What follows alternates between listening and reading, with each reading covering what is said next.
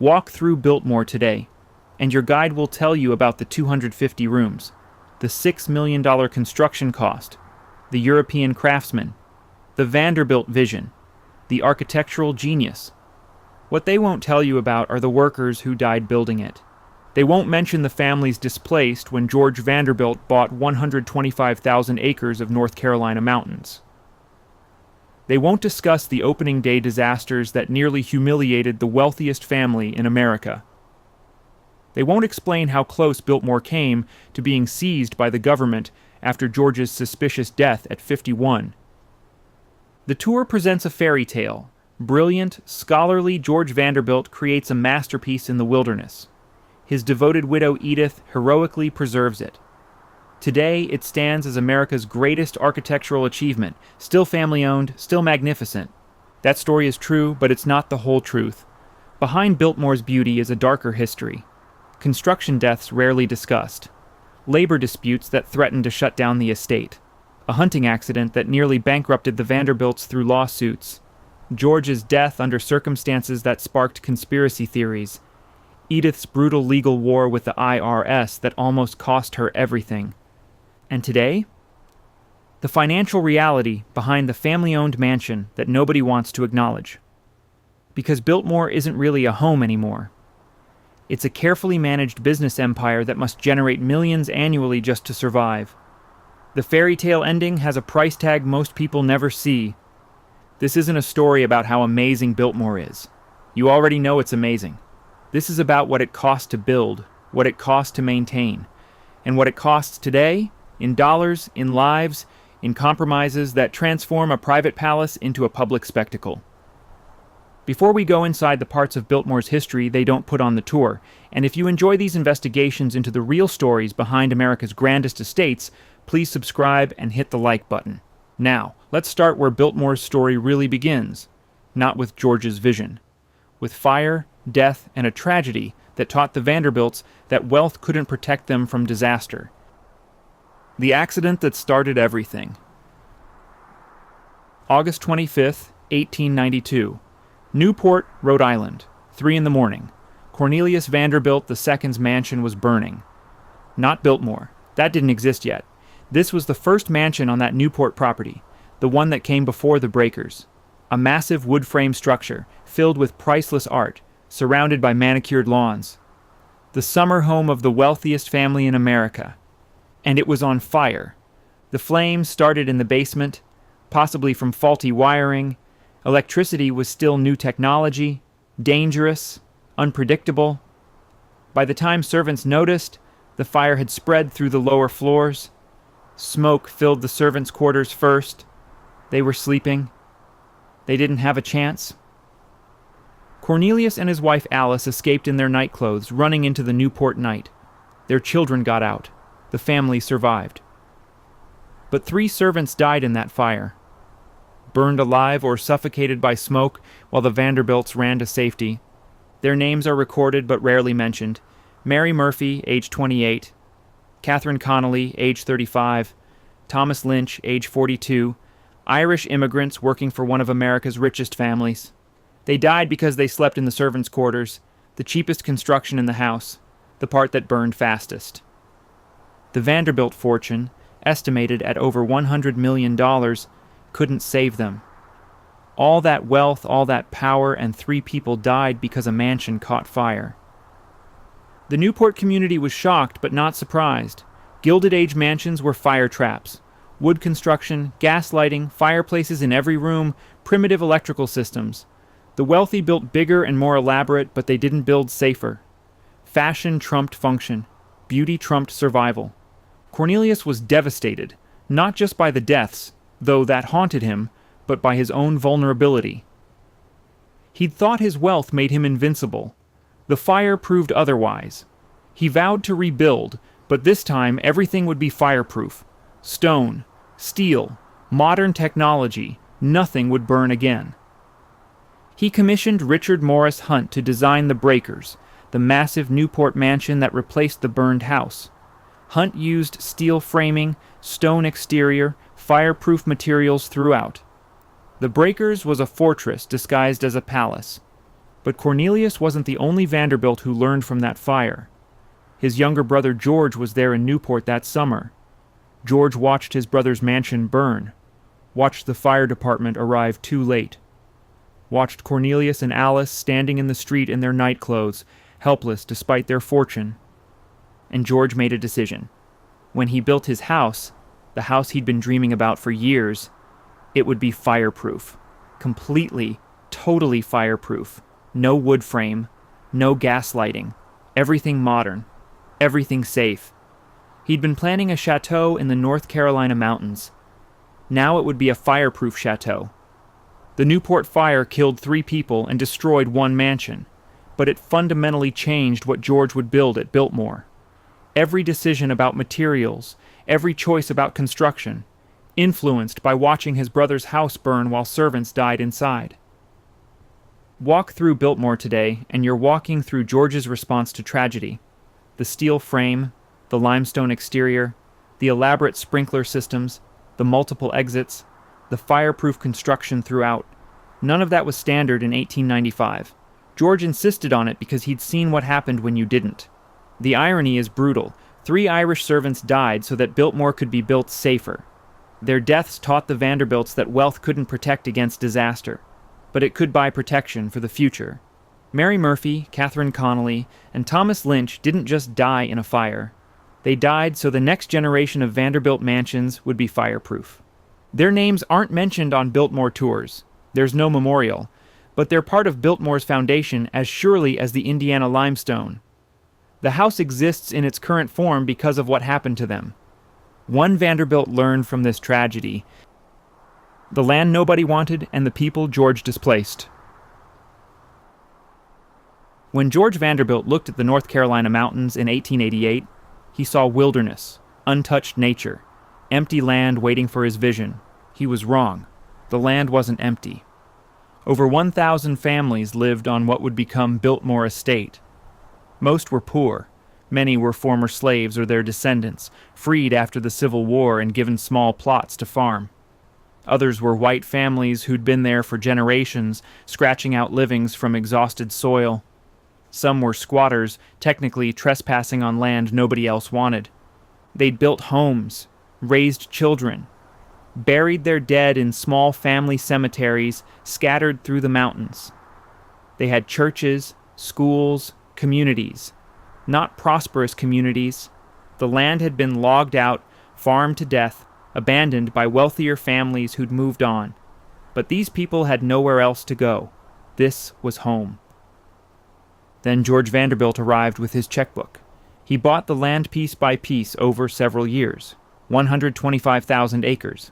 That's nearly 200 square miles. Entire communities purchased and cleared. George's agents negotiated with each family individually.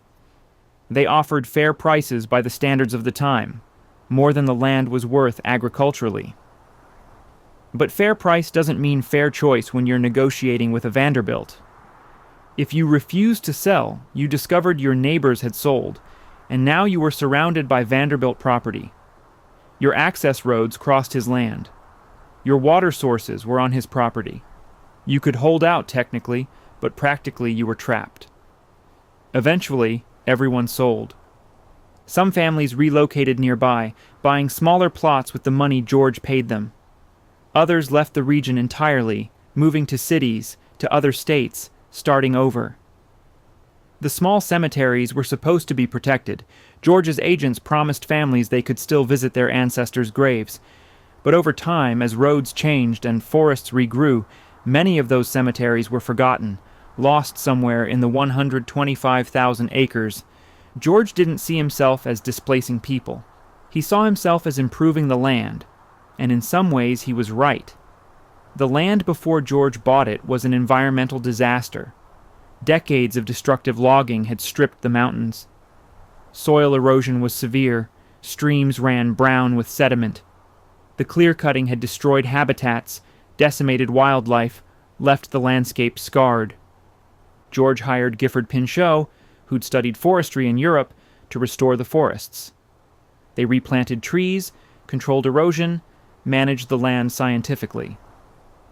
This became one of America's first examples of sustainable forestry, proof that logged land could be restored.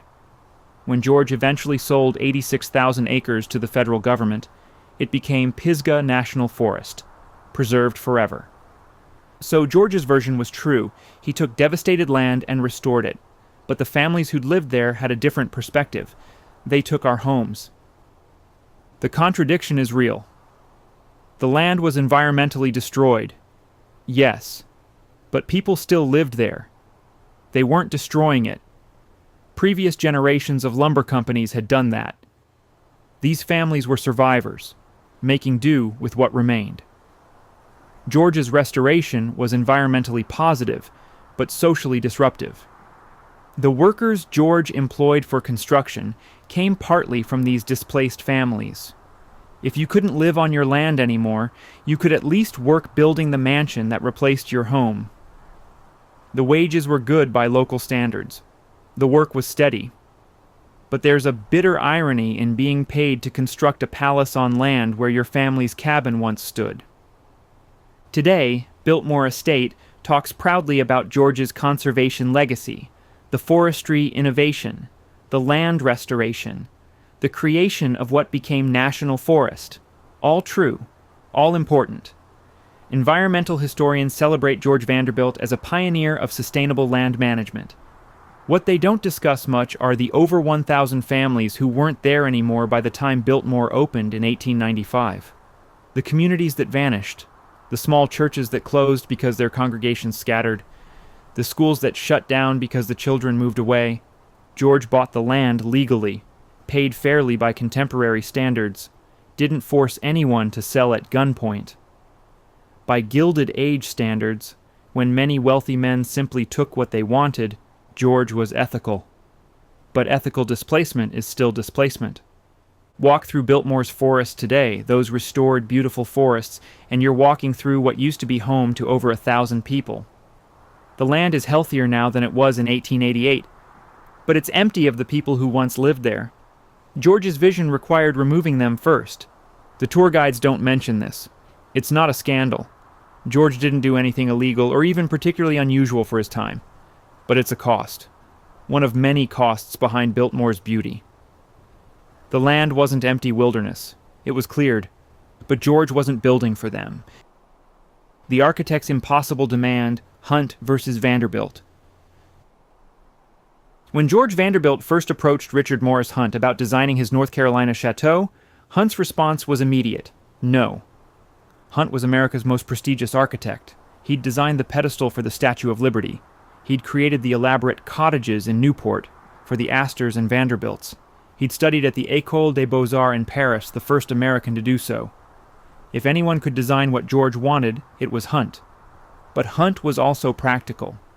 And what George was proposing was insane. The location was impossible. Middle of nowhere, hours from any major city. Transporting materials would be a nightmare. Finding skilled workers in rural North Carolina? Impossible. The climate was wrong. Hot, humid summers that would torture construction crews, winter weather that would halt work for months. And the scale George envisioned? A 250-room French chateau, bigger than anything in America, built in the wilderness.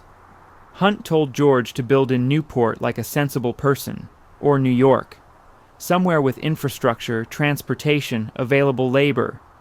Building what George wanted in North Carolina would cost triple what it should cost, take twice as long, and probably fail. George didn't care about the cost. He offered Hunt whatever fee Hunt wanted, build it in North Carolina, or George would find another architect. Hunt agreed, but on conditions. 1. George would not interfere with the design. Hunt was the expert. George could state his requirements, size, style, features, but Hunt would determine how to achieve them. 2.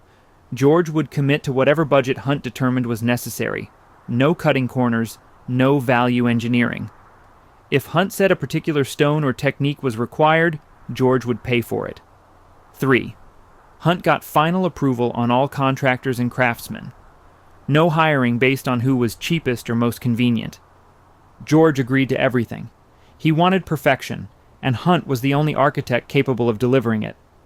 But the relationship was always tense. Two perfectionists collaborating on an impossible project, friction was inevitable. Hunt's genius was adapting French Renaissance architecture to American reality. The chateaux George loved in France's Loire Valley were built over decades by teams of craftsmen working in established traditions. America didn't have those traditions. Hunt had to invent American versions of European techniques. The limestone exterior came from Indiana. Millions of pounds of stone quarried and transported by rail. Hunt designed a temporary railway spur just to move materials to the site. Each stone was cut, numbered, and shipped. Italian stonemasons assembled them on site, creating a seamless facade that looks like it could be in France. But underneath that European exterior, Hunt used the latest American technology. Steel frame construction, revolutionary for residential buildings in the 1890s. This was skyscraper technology, adapted for a mansion. The steel frame made Biltmore fireproof and allowed for those enormous interior spaces. The banquet hall with its 70-foot ceiling, impossible without steel supports disguised as decorative woodwork. Hunt insisted on modern systems throughout. Central heating using a massive steam system, electric lighting powered by the estate's own generator, multiple elevators, luxury in 1895, hot and cold running water in 43 bathrooms, fire suppression systems, an intercom connecting different parts of the house, mechanical refrigeration in the kitchens. George wanted medieval romance. Hunt gave him medieval romance with modern comfort. The juxtaposition was deliberate. Live surrounded by old-world beauty without old-world discomfort. The design process took over a year. Hunt created detailed drawings for every room, every detail. George reviewed them obsessively, requesting changes, suggesting alternatives. Hunt would argue, explain why certain things had to be certain ways. Sometimes George won. Usually, Hunt won. The partnership worked because both men ultimately wanted the same thing: perfection. But Hunt was constantly frustrated by the location. Every problem took longer to solve because they were building in the middle of nowhere. Need specialized workers? Import them from Europe? Need particular materials? Ship them from around the world. Simple issues that would take days to resolve in New York took weeks in North Carolina. The costs mounted terrifyingly. Hunt had warned George it would be expensive, but even Hunt was shocked by how expensive. The temporary railway, the housing for workers, the time wasted waiting for materials, the premium prices charged by craftsmen willing to work in such a remote location. Every aspect of construction cost more than it should because of where they were building. Hunt died in 1895, just months before Biltmore was completed. He'd spent 6 years on the project, his final masterpiece. He never saw it finished. His son, Richard Howland Hunt, completed the final details, working from his father's plans. The relationship between George and Hunt created Biltmore, but it also nearly destroyed both men's sanity. Hunt's insistence on perfection, George's unlimited resources but equally unlimited demands. It was collaboration and conflict simultaneously. Hunt knew he was creating something extraordinary, something that would outlast both of them. But he also knew it was costing George a fortune that even a Vanderbilt would struggle to maintain. Hunt built Biltmore to last centuries. He just wasn't sure George could afford to keep it that long. The irony is that Hunt was right about everything. The location was impossible. The costs were astronomical. The construction took longer than it should. But the result? The result was worth every compromise, every argument, every impossible demand. Hunt created an architectural masterpiece. But masterpieces require masters, and masters are rarely easy to work with. The genius of Biltmore came from that tension. Hunt's practical expertise fighting against George's impractical dreams, with George's money ensuring that dreams won. But who would actually build this impossible dream? The workers who died building Paradise. The death toll from building Biltmore is officially unknown. No comprehensive records exist of construction fatalities. But based on similar projects of the era, on the 6 years of construction, on the dangerous nature of the work, historians estimate between 8 and 10 years, 15 workers died building George Vanderbilt's dream. Their names aren't recorded. No memorial marks their deaths. The Biltmore Company doesn't discuss them, but they existed. They fell from scaffolding, were crushed by stones, were caught in machinery, died from infections after injuries in an era before antibiotics. Building Biltmore was dangerous work, lifting limestone blocks weighing hundreds of pounds using pulleys and manual labor, working 70 feet in the air on wooden scaffolding, installing that banquet hall ceiling, digging the foundation by hand, no modern excavators, just pickaxes and shovels and dynamite to break through rock, operating primitive steam-powered equipment with minimal safety features. Construction began in 1889 with over 1,000 workers on site at peak times. The workforce came from everywhere: local men from the displaced families and surrounding communities, workers from Asheville, craftsmen imported from Europe, Italian stonemasons, French plasterers, English woodworkers, Spanish tile setters. They all converged on this remote mountain site to build something that shouldn't exist. George built an entire town for the workers. Brick Village, they called it, rows of modest brick houses where workers and their families lived during construction. Better housing than many had known, actually. George treated his workers well by Gilded Age standards. Decent pay, reasonable housing, medical care when they were injured. But decent treatment doesn't prevent accidents. And in 1890, workplace safety wasn't regulated. No OSHA, no safety inspections, no legal liability for employers when workers died. If you fell from scaffolding, that was your problem. Your family got nothing. You were replaced the next day. The Italian stonemasons had some of the most dangerous jobs. They worked with heavy blocks of limestone, cutting them to precise dimensions, hoisting them into place, carving decorative details while standing on scaffolding 70 feet above the ground. One slip, one moment of inattention, one rotten piece of scaffolding, and you fell. If you were lucky, you died instantly.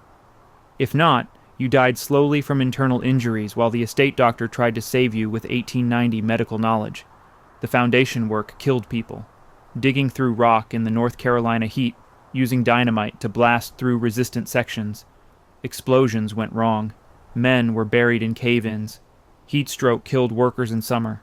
Hypothermia killed them in winter when work continued despite freezing temperatures because George was impatient. The steel frame construction, revolutionary and dangerous. Massive steel beams had to be lifted and positioned with precision. This was before modern cranes. Everything was done with pulleys, rope, human muscle, and hope.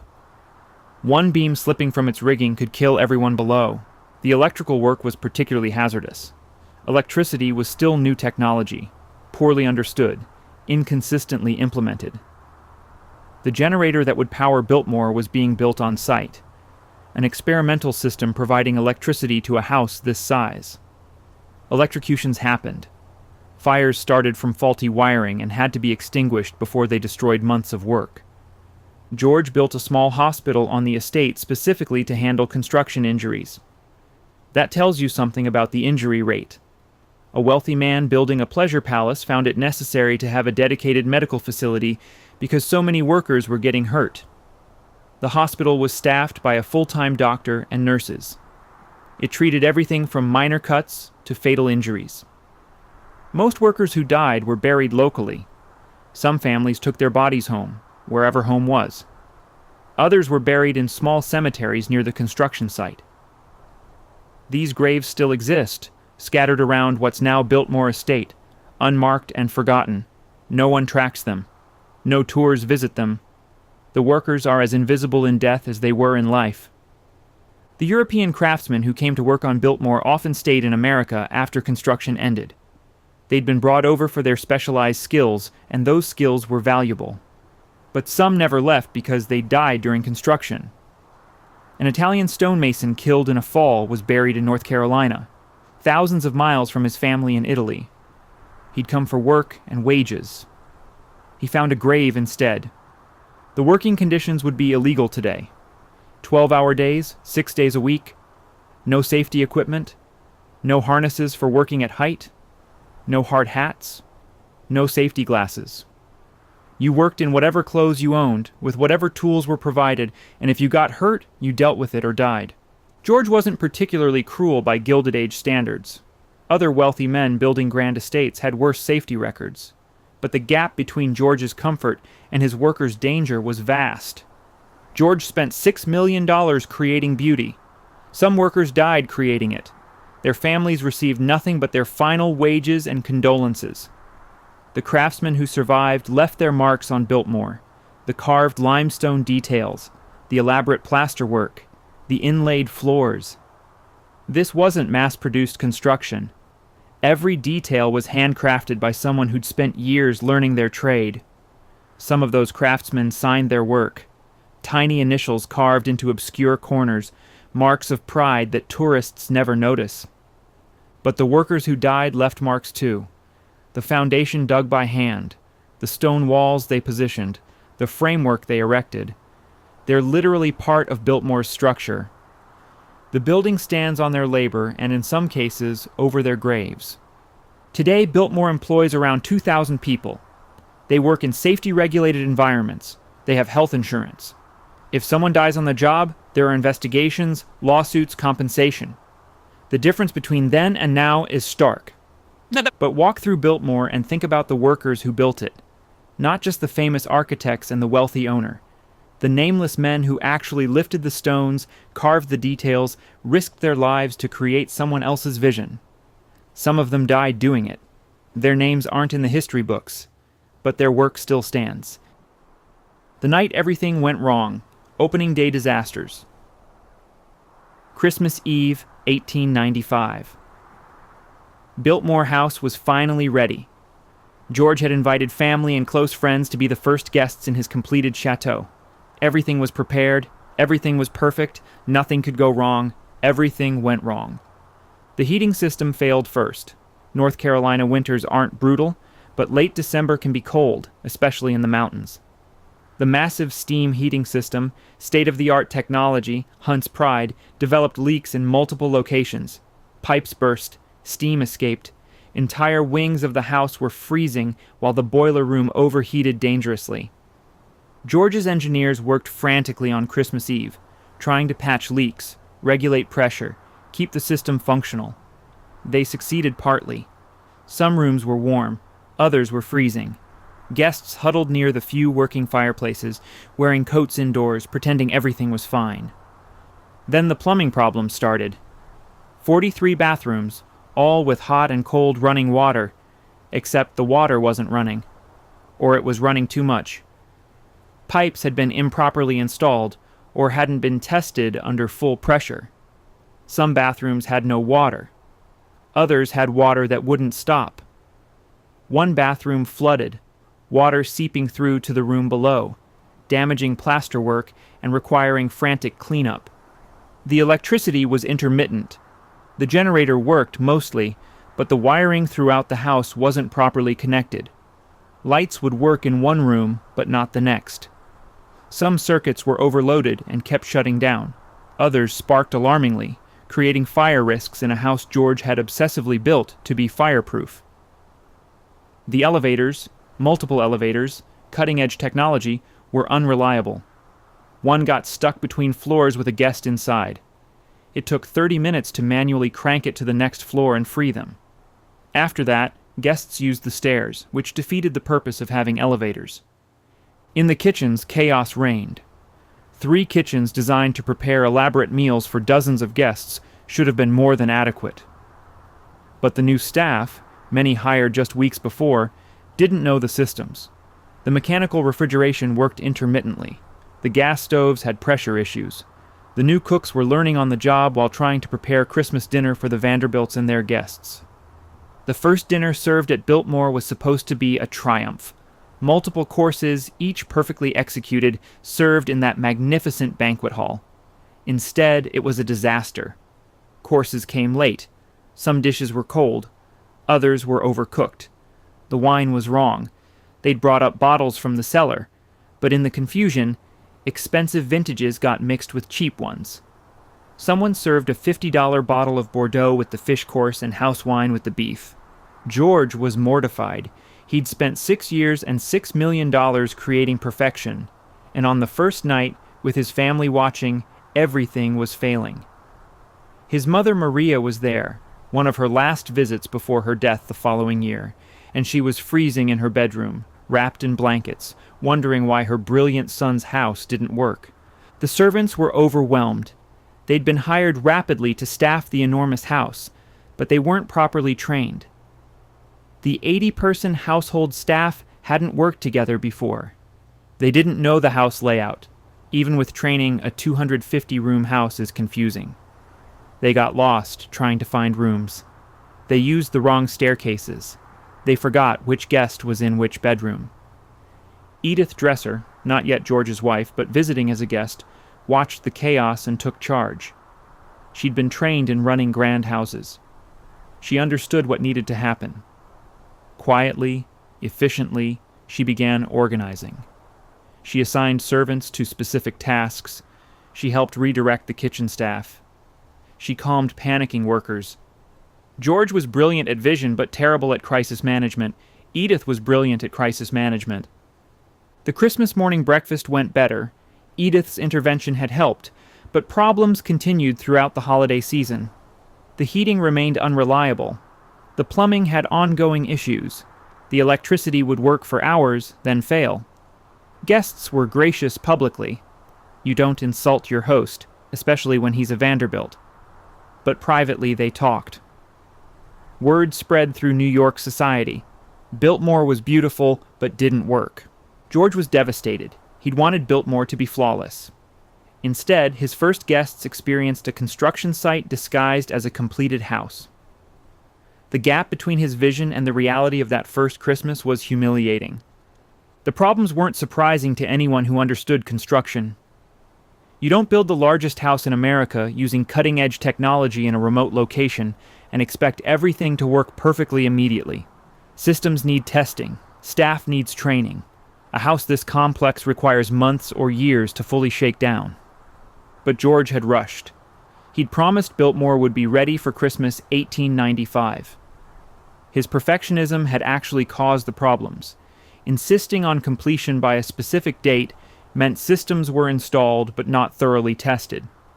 It would have been smarter to delay the opening until spring, when everything could be properly debugged.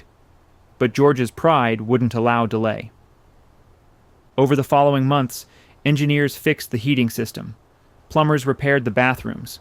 Electricians stabilized the power. The kitchen staff learned their roles. The servants figured out the house. By spring of 1896, Biltmore actually worked as designed. But that first Christmas remained a painful memory. George had imagined a perfect debut. Instead, he got a disaster that taught him humility. Even unlimited money couldn't force perfection on a schedule. Even genius architects and skilled workers couldn't anticipate every problem. The story of that opening night is rarely told. Biltmore's official history jumps from construction to successful operation, skipping the messy reality of things not working. But that messy reality is important. It humanizes George, showing that even he could fail. It demonstrates that Biltmore's eventual success came from learning, adaptation, perseverance, not from everything being perfect from day one. Once the house worked, the real challenges began, inside the servants' revolt of 1898. By 1898, Biltmore had been operational for 3 years. The systems worked. The staff was trained. George had settled into a rhythm of entertaining, managing the estate, pursuing his scholarly interests. Everything should have been smooth. Then the servants threatened to quit. All of them. Simultaneously. The problem had been building for months. Biltmore required 80 full-time servants at peak operation. That's a small army of people whose lives revolved around maintaining one family's comfort. And within that army, tensions had been growing. The pay was good by local standards. George paid better than other wealthy families, actually. But better than terrible is still not great. A housemaid at Biltmore in 1898 made about $15 per month plus room and board. That's roughly $500 today. Per month. For 12-hour days, 6 days a week, physically exhausting work. The upper servants, the butler, the housekeeper, the head chef, made more. Maybe $30 or $40 monthly. They also had significantly better living quarters and more autonomy. This created a rigid hierarchy where the lower servants lived in cramped rooms, worked the hardest, and had the least freedom while watching upper servants enjoy comparative luxury. The breaking point came over time off. Servants were supposed to get Sunday afternoons free, about 4 hours per week, but in practice that rarely happened. If guests were visiting, servants worked 7 days. If a big event was planned, days off were canceled. The promises made during hiring weren't being kept. A housemaid named Margaret, last name unrecorded, started organizing. She'd worked at other grand estates before Biltmore and had seen how servants were treated elsewhere. She knew servants had some leverage if they acted collectively. If one person quit, they were easily replaced. If all the servants threatened to quit, that was a crisis. Margaret quietly talked to other servants, the housemaids, the footmen, the kitchen staff, not the upper servants. They were too invested in the hierarchy. But the lower servants, the ones doing the brutal physical labor for minimal pay and no time off, they listened. The complaints were specific. Honor the time off promises. Improve the servants' quarters. Some rooms were barely heated. Increase pay for those doing the most dangerous work. Stop the practice of charging servants for replacing broken dishes or tools. If you were clumsy and broke something, the cost came out of your wages. In March 1898, Margaret and a group of about 20 servants requested a meeting with the head butler. He refused, telling them to get back to work. That's when they escalated. They sent a letter directly to George Vanderbilt outlining their grievances and stating that if changes weren't made, they'd resign collectively. George was shocked. He'd thought his servants were happy. He paid well. The housing was better than most servants experienced. He wasn't cruel or demanding. The idea that his staff was on the verge of mass resignation was incomprehensible. The head butler wanted to fire the ringleaders immediately. In most Gilded Age households, that's exactly what would have happened. You don't negotiate with servants. You fire the troublemakers and replace them. But George hesitated. Training new servants took months. Replacing 20 at once would be a catastrophe. And somewhere in George's scholarly mind, he recognized they had legitimate complaints. He asked Edith Dresser for advice. They weren't married yet. That would come later that year, but she was visiting and understood household management better than George did. Edith had grown up around servants, managed them in other houses. She understood the dynamics. Edith's advice: meet with them, listen, make reasonable changes. Not because George had to, but because it was smarter than fighting. Satisfied servants worked better. High turnover was expensive and disruptive, and some of their complaints were legitimate. The time-off policy was being violated. Some quarters were inadequately heated. George met with a small group of the servants, not Margaret, who'd been identified as the ringleader and would have been too confrontational, but representatives who could articulate the issues professionally. The meeting was awkward. George sitting in his library surrounded by priceless books, discussing working conditions with people who made his beds and cooked his meals. But he listened, and he made changes. Not all the changes they wanted. He wouldn't negotiate on wages, considering them already fair. But he committed to honoring the Sunday afternoon time off policy, except for genuine emergencies. He ordered improvements to the servants' quarters, including better heating. He eliminated the practice of charging servants for broken items unless negligence was proven. Most importantly, he didn't fire anyone. The head butler wanted retribution. George refused. You don't fire people for having legitimate grievances and presenting them respectfully. The threatened mass resignation never happened. Most servants stayed. Some left over the following months. They'd been unhappy before this, and the partial changes weren't enough. But the core staff remained, and morale improved. Margaret, the organizer, stayed for another 2 years before leaving to marry a local farmer. Her role in the near revolt wasn't officially recorded, but other servants knew. For years afterward, Biltmore servants remembered that you could push back against unfair treatment and survive. The incident taught George something important. Wealth didn't make people grateful. Good treatment was measured relatively, not absolutely. His servants might have better conditions than servants elsewhere, but that didn't mean they were satisfied. They compared their lives to each other and to what they'd been promised, not to hypothetical worse situations. It also showed the limits of George's vision. He'd thought carefully about architecture, art, forestry, but he'd barely considered the humans who'd make Biltmore function. He'd hired 80 people and assumed they'd be happy with decent pay and housing. He hadn't considered that they were people with their own ideas about fairness and dignity. Edith's role in resolving the crisis was crucial. George would have either fired everyone or been paralyzed by indecision.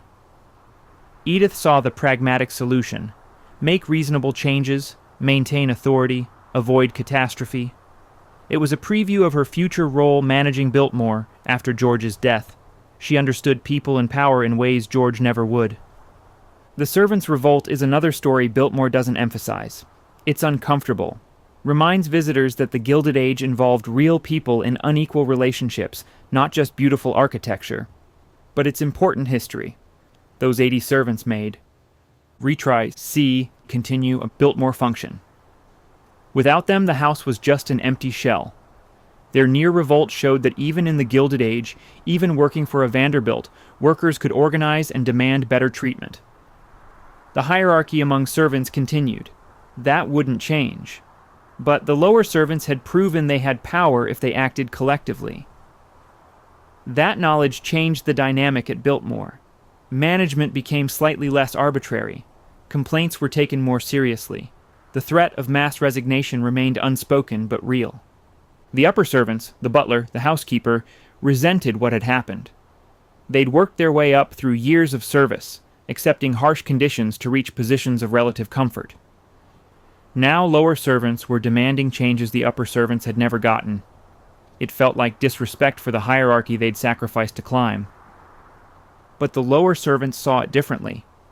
Why should they accept terrible conditions just because previous generations had? The fact that servants had historically been treated poorly didn't justify continuing to treat them poorly. This tension between accepting hierarchy and demanding better defined labor relations at Biltmore for years. George's response to the crisis revealed his contradictions. He was genuinely progressive on some issues: forestry conservation, scientific agriculture, education. But he was fundamentally conservative on class issues. He believed in natural hierarchy, in some people being suited to command and others to serve. The servant uprising challenged that worldview. He accommodated it pragmatically, but never fully accepted it philosophically. The changes George made were minimal by modern standards. Better heating in servants' quarters, more reliable time off, not charging for broken items. These are things any reasonable employer provides. But in 1898, they represented concessions that George didn't have to make. The fact that he made them at all showed he was capable of learning. Edith's influence was growing. George relied on her judgment increasingly. She understood aspects of running a grand estate that George had ignored. The servants recognized this. They knew Edith had advocated for them. When she and George married later that year, the servants celebrated genuinely. They knew she'd continue advocating, balancing George's vision with operational reality. The near revolt also revealed something about Biltmore's finances that would become increasingly important. Labor costs were enormous. 80 servants at even minimal wages, plus housing, food, healthcare. It added up. Biltmore wasn't just expensive to build, it was expensive to operate, every year, forever. The costs never stopped. George could afford it in 1898. The Vanderbilt fortune seemed limitless. But his willingness to improve servants' quarters and conditions, while admirable, added to operational costs. Every improvement, every concession, every upgrade made Biltmore slightly more expensive to maintain. Those costs would eventually contribute to the financial pressures that nearly destroyed the estate. But servants weren't George's only problem. The hunting accident that nearly killed everything. October 1902, a hunting party on Biltmore Estate. 12 guests, all wealthy men from George's social circle. They'd spent 3 days hunting deer, bear, wild turkey on the estate's vast acreage.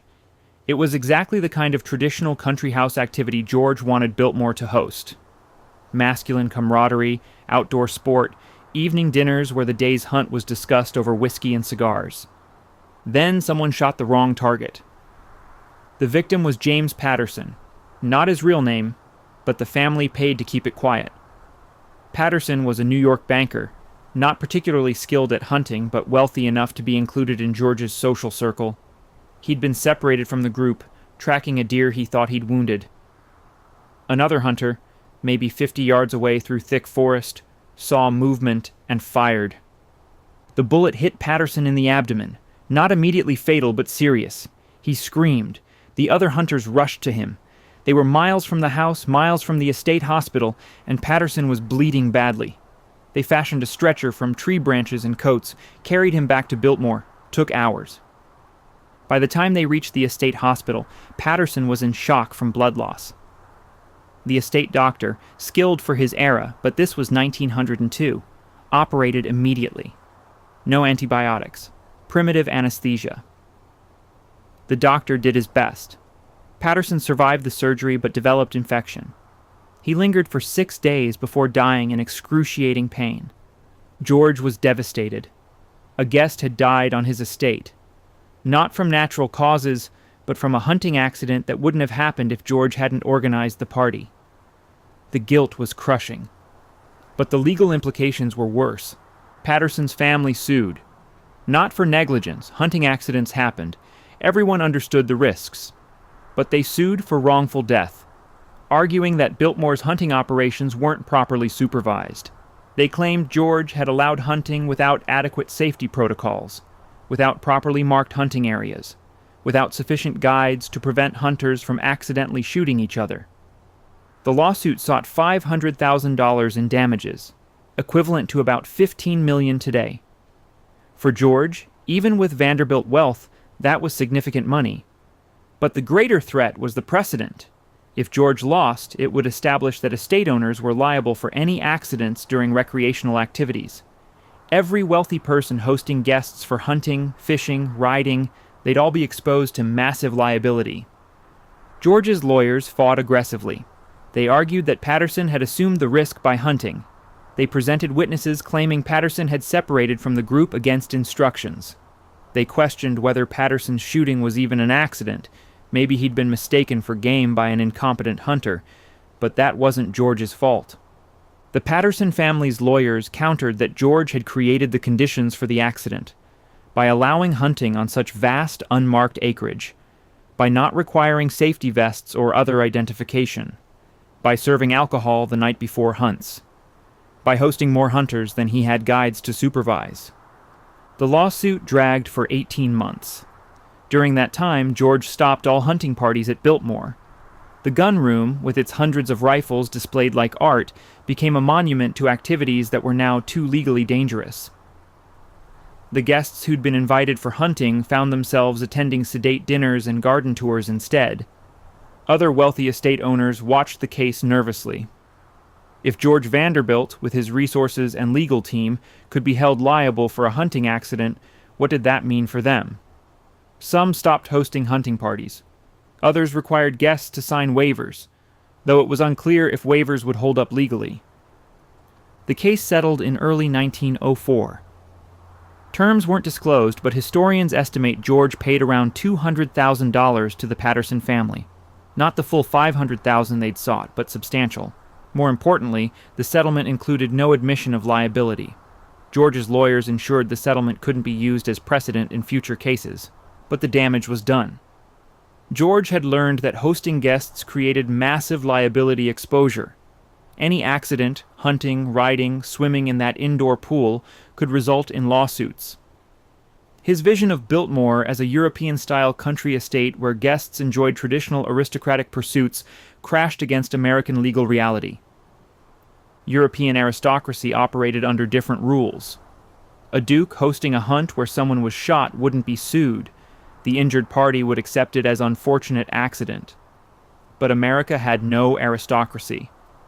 George was just a wealthy private citizen, subject to the same laws as everyone else. He could build a chateau, but he couldn't import the legal immunity European nobility enjoyed. The hunting accident changed how Biltmore operated. Recreational activities were limited. Guests were supervised more closely. Waivers were required. even though their legal validity was questionable. Insurance was purchased, though insuring a property like Biltmore was expensive and complicated. The costs kept mounting. Building Biltmore, $6 million. Operating it annually, hundreds of thousands. Legal settlements, hundreds of thousands more. Insurance, tens of thousands annually. Every problem, every crisis, every accident added to the financial burden. George was wealthy enough to absorb these costs in the early 1900s. But the hunting accident revealed a deeper issue. Biltmore existed in a legal and social system that didn't accommodate what George was trying to create. He wanted a private paradise operating by aristocratic rules, but he lived in democratic America, where anyone could sue anyone, where wealth didn't grant legal immunity. The contradiction would haunt Biltmore for decades.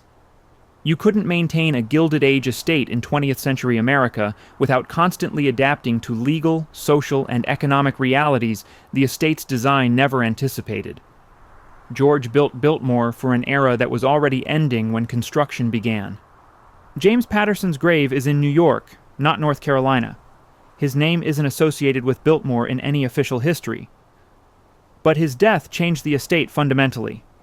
It ended George's dream of Biltmore as a traditional country house, where aristocratic pursuits continued unchanged. It was one more cost, financial, legal, social, that George hadn't anticipated when he first envisioned his chateau in the mountains. George's death, the conspiracy theories. March 6, 1914. Washington, D.C. George Vanderbilt died on an operating table during what should have been routine surgery. He was 51 years old. The official cause, complications from an emergency appendectomy. The unofficial story is more complicated. George had traveled to Washington for business. Meetings about Biltmore's finances, which were becoming strained. He'd complained of abdominal pain for several days, but ignored it, pushing through meetings, maintaining his schedule. By March 5th, the pain was severe. Doctors diagnosed acute appendicitis. Surgery was necessary immediately. Appendectomy in 1914 was risky but not usually fatal. The procedure itself was well established. Thousands of people survived it. But George was in poor health generally. He'd always been frail, preferring books to exercise, never physically robust. Still, at 51, he should have survived. The surgery began on the morning of March 6th. The surgeon was experienced, the facility was adequate. But complications developed quickly. George's heart, always weak, struggled under anesthesia. His blood pressure dropped. He went into shock. The surgeon completed the procedure, but George never stabilized. He died that afternoon without regaining consciousness. The official explanation satisfied most people. Tragic, but these things happened. Medical complications. Unfortunate, but not suspicious. George was buried at the Vanderbilt family mausoleum in Staten Island. Edith was devastated. Their daughter Cornelia, only 13, had lost her father, but within weeks, whispers started. Questions that seemed reasonable if you were inclined to conspiracy theories, ridiculous if you weren't. Why had George traveled to Washington for business meetings when he was obviously ill? Why not postpone? Unless the meetings were urgent, so urgent he couldn't delay despite severe pain. What business could be that critical? The timing was suspicious. World War I would begin in Europe 4 months later. George had extensive European connections, years living there, investments, relationships with European nobility. Some conspiracy theorists suggested George was involved in pre-war financial maneuvering, positioning Vanderbilt money before war disrupted European markets. Others noted that Biltmore's finances were deteriorating. The estate was operating at a loss, consuming money faster than George's inheritance generated it. George had been considering selling land, reducing operations, making changes that would have been personally humiliating. What if the financial pressure was worse than anyone knew? What if George was facing bankruptcy? A convenient death would spare him that humiliation. The darkest theory, medical malpractice or even intentional harm. George was wealthy, powerful, connected. He might have had enemies. Someone in that operating room might have wanted him dead. An anesthesia mistake would be impossible to prove. The surgeon could claim complications, and who could challenge him? These theories were never proven. No evidence supported them beyond coincidental timing and suspicious circumstances. George probably died exactly how the official record states, complications from emergency surgery in a man with poor baseline health. Unlucky, not murderous. But the theories persisted because George's death was so consequential. His death triggered estate taxes that nearly destroyed Biltmore. His death left Edith fighting for survival. His death changed everything for the estate and the family. If someone had wanted to damage the Vanderbilts, killing George at that specific moment would have been devastatingly effective. The financial motive is most plausible.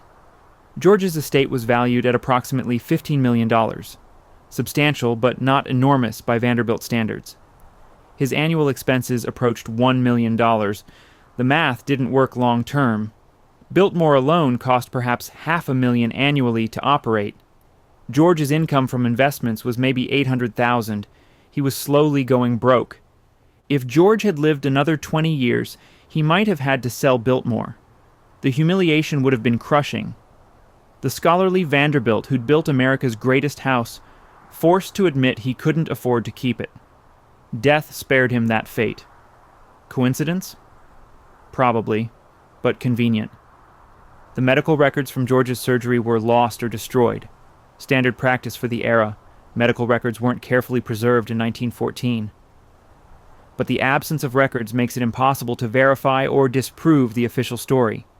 We have newspaper reports, family statements, secondhand accounts, nothing definitive. Edith never publicly questioned the circumstances of George's death. If she had suspicions, she kept them private. She focused on survival, her own, Cornelia's, and Biltmore's. Investigating her husband's death would have been a distraction from the immediate crisis of estate taxes and operational costs. The conspiracy theories probably aren't true. George probably died from medical complications, bad luck, and poor health. But probably isn't certainly. The timing was suspicious. The consequences were enormous. And the lack of evidence makes it impossible to definitively settle the question. What we know for certain, George's death changed everything. He'd built Biltmore as a legacy. He barely got to enjoy it. He lived in the house only about 16 years after its completion. His daughter was 13 when he died. She grew up with a father who'd created this incredible place, then left her to deal with the consequences. George wanted Biltmore to last for generations. Instead, he died young, leaving Edith to fight battles he'd never anticipated.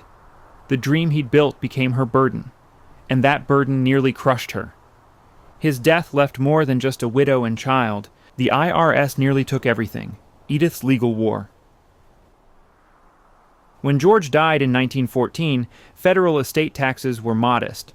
1% on estates over $50,000, with a maximum rate of 10% on the largest estates.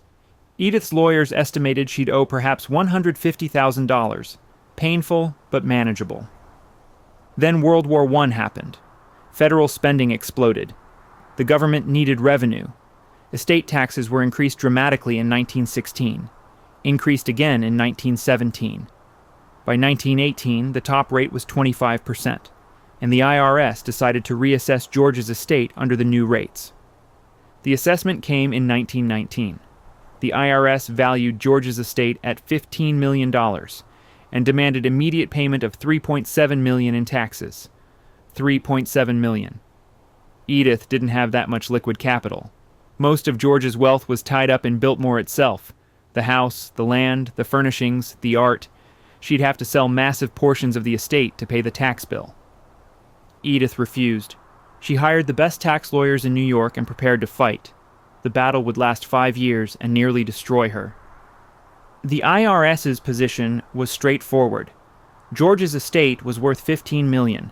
The tax was 25%. Pay $3.7 million or we seize property. They didn't care that Edith couldn't liquidate Biltmore easily. They didn't care that selling would destroy what George had built. Pay or lose everything. Edith's lawyers attacked the valuation. $15 million was absurd, they argued. Yes, Biltmore had cost $6 million to build, but construction costs don't equal market value. Who would buy a 250-room house in rural North Carolina? There was no market for such a property. It was essentially worthless as real estate because it couldn't be sold. The IRS countered that rarity creates value. Biltmore was unique, therefore priceless. If Edith wouldn't pay taxes on it, they'd seize it and auction it. Someone would buy America's largest house, even at a discount. The legal argument became philosophical. How do you value something that's one of a kind? Biltmore wasn't comparable to anything. There were no comps like in normal real estate valuation. Its worth was whatever someone would pay, and nobody knew what that was because nothing like it had ever been sold. Edith's lawyers brought in expert witnesses, real estate appraisers who testified that Biltmore's market value was maybe $3 million, less than construction cost because it was so specialized. Hotel operators who testified they couldn't convert Biltmore into a hotel profitably because the location was too remote. Potential buyers who testified they'd looked at purchasing Biltmore and decided it was impractical. The IRS brought their own experts who testified that Biltmore's art and furnishings alone were worth millions. That the land, 8,000 acres by this point, since George had already sold much of the original acreage, was valuable for development or agriculture. That Biltmore could be converted into a resort or school or institution. Someone would buy it. The case dragged through administrative hearings, then federal court. Each delay cost Edith money in legal fees. Meanwhile, she was trying to keep Biltmore operational, maintain the staff, manage the agricultural operations, raise teenage Cornelia. The stress was crushing. By 1922, Edith was desperate. The legal fees alone had cost hundreds of thousands. She'd already sold 86,000 acres to the federal government for $500,000 to raise cash. She'd reduced Biltmore's staff from 80 to about 50. She'd closed entire wings of the house to reduce heating costs. And still, the IRS wouldn't compromise. Then Edith made a calculated gamble. She announced publicly that if the IRS didn't settle reasonably, she'd donate Biltmore to the federal government as a national park. She'd take a tax deduction for the donation, zero out her tax liability, and let the government figure out what to do with a 250-room mansion. It was a bluff. She didn't want to give up Biltmore, but it was a credible bluff. The government didn't want Biltmore either. What would they do with it? Turn it into a museum? A government office building in rural North Carolina? The National Park Service had no interest in owning it, and if Edith donated it, the government would get zero tax revenue and be stuck with massive maintenance costs forever. The bluff worked. In 1923, the IRS settled. Final tax bill, $1.1 million. Still enormous, but less than a third of the original demand. Edith sold land, art, and furnishings to raise the cash. She borrowed against Biltmore's reduced value. She mortgaged parts of the estate. By 1925, the tax bill was paid, but the cost was more than money. The estate was smaller, down to 8,000 acres from the original 125,000. Much of George's art collection was gone, sold to pay taxes. Furnishings from lesser-used rooms were auctioned. The staff was permanently reduced. Entire sections of Biltmore were mothballed, furniture covered with sheets, rooms closed to save maintenance costs. Edith had won the legal war but lost much of what she'd been fighting to preserve. Biltmore survived but diminished. George's vision, a self-sufficient estate operating like European country houses, was dead. What remained was a smaller, less ambitious operation focused purely on survival. The IRS battle taught Edith brutal lessons. First, the government could destroy even the wealthiest families through taxation. The Vanderbilt fortune wasn't immune. Second, property that couldn't generate income was a liability, not an asset. Biltmore couldn't just be beautiful. It had to be profitable, or at least break even. Third, she was on her own. The extended Vanderbilt family offered sympathy, but no financial help. Each branch was protecting their own interests. Most importantly, Edith learned that Biltmore's future required radical change. The Gilded Age model, wealthy owner, private estate, no commercial activity, was dead. If Biltmore was going to survive, it needed to generate revenue. That realization would lead to the most controversial decision of Edith's life: opening Biltmore to paying tourists. But even before she made that decision, she'd already saved Biltmore once through 5 years of legal warfare against the federal government. She'd outmaneuvered the IRS, protected her daughter's inheritance, and kept George's dream alive. Damaged, diminished, but alive. The rules had changed forever.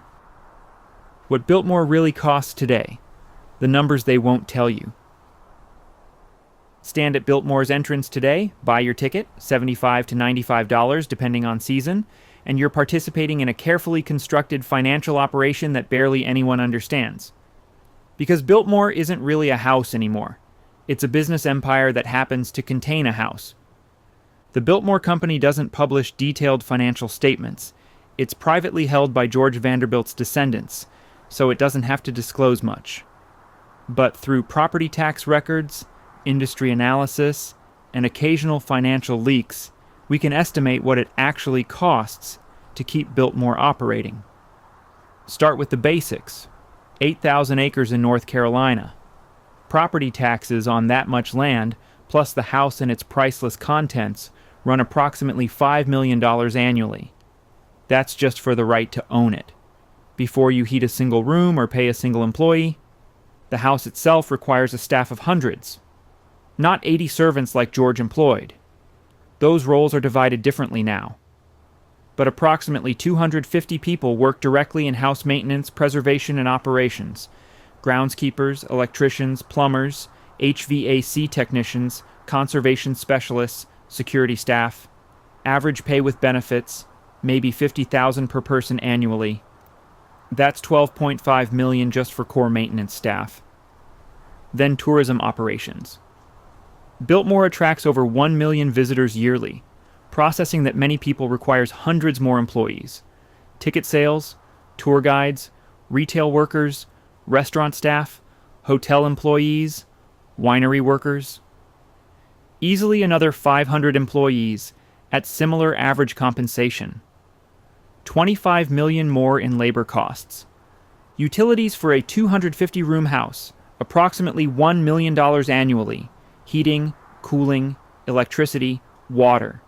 Modern climate control to preserve the art and furnishings costs more than George's original systems, because standards are higher. You can't let humidity fluctuate when you're protecting tapestries worth millions. Insurance, estimated at $3 to $5 million annually. You're insuring not just the building, but irreplaceable contents. Art, furniture, books. George's collection is worth hundreds of millions at minimum. The insurance alone could fund a small museum. Then ongoing preservation. A house this old, this large, constantly needs work.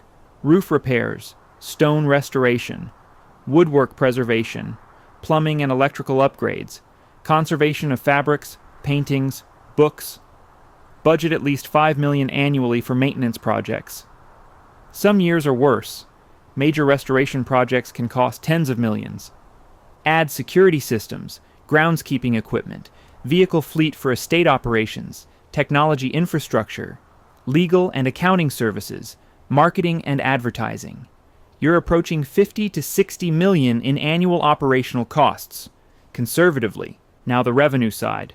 1 million visitors at an average ticket price of $80. 80 million. Sounds profitable, right? Except that doesn't account for discounts, comps, group rates. Real revenue from admissions is closer to 65 million. The winery generates approximately 20 million annually. The Inn on Biltmore Estate, a luxury hotel on the grounds, maybe 15 million. Restaurants, retail shops, special events, another 20 million combined. Total revenue, approximately 120 million annually.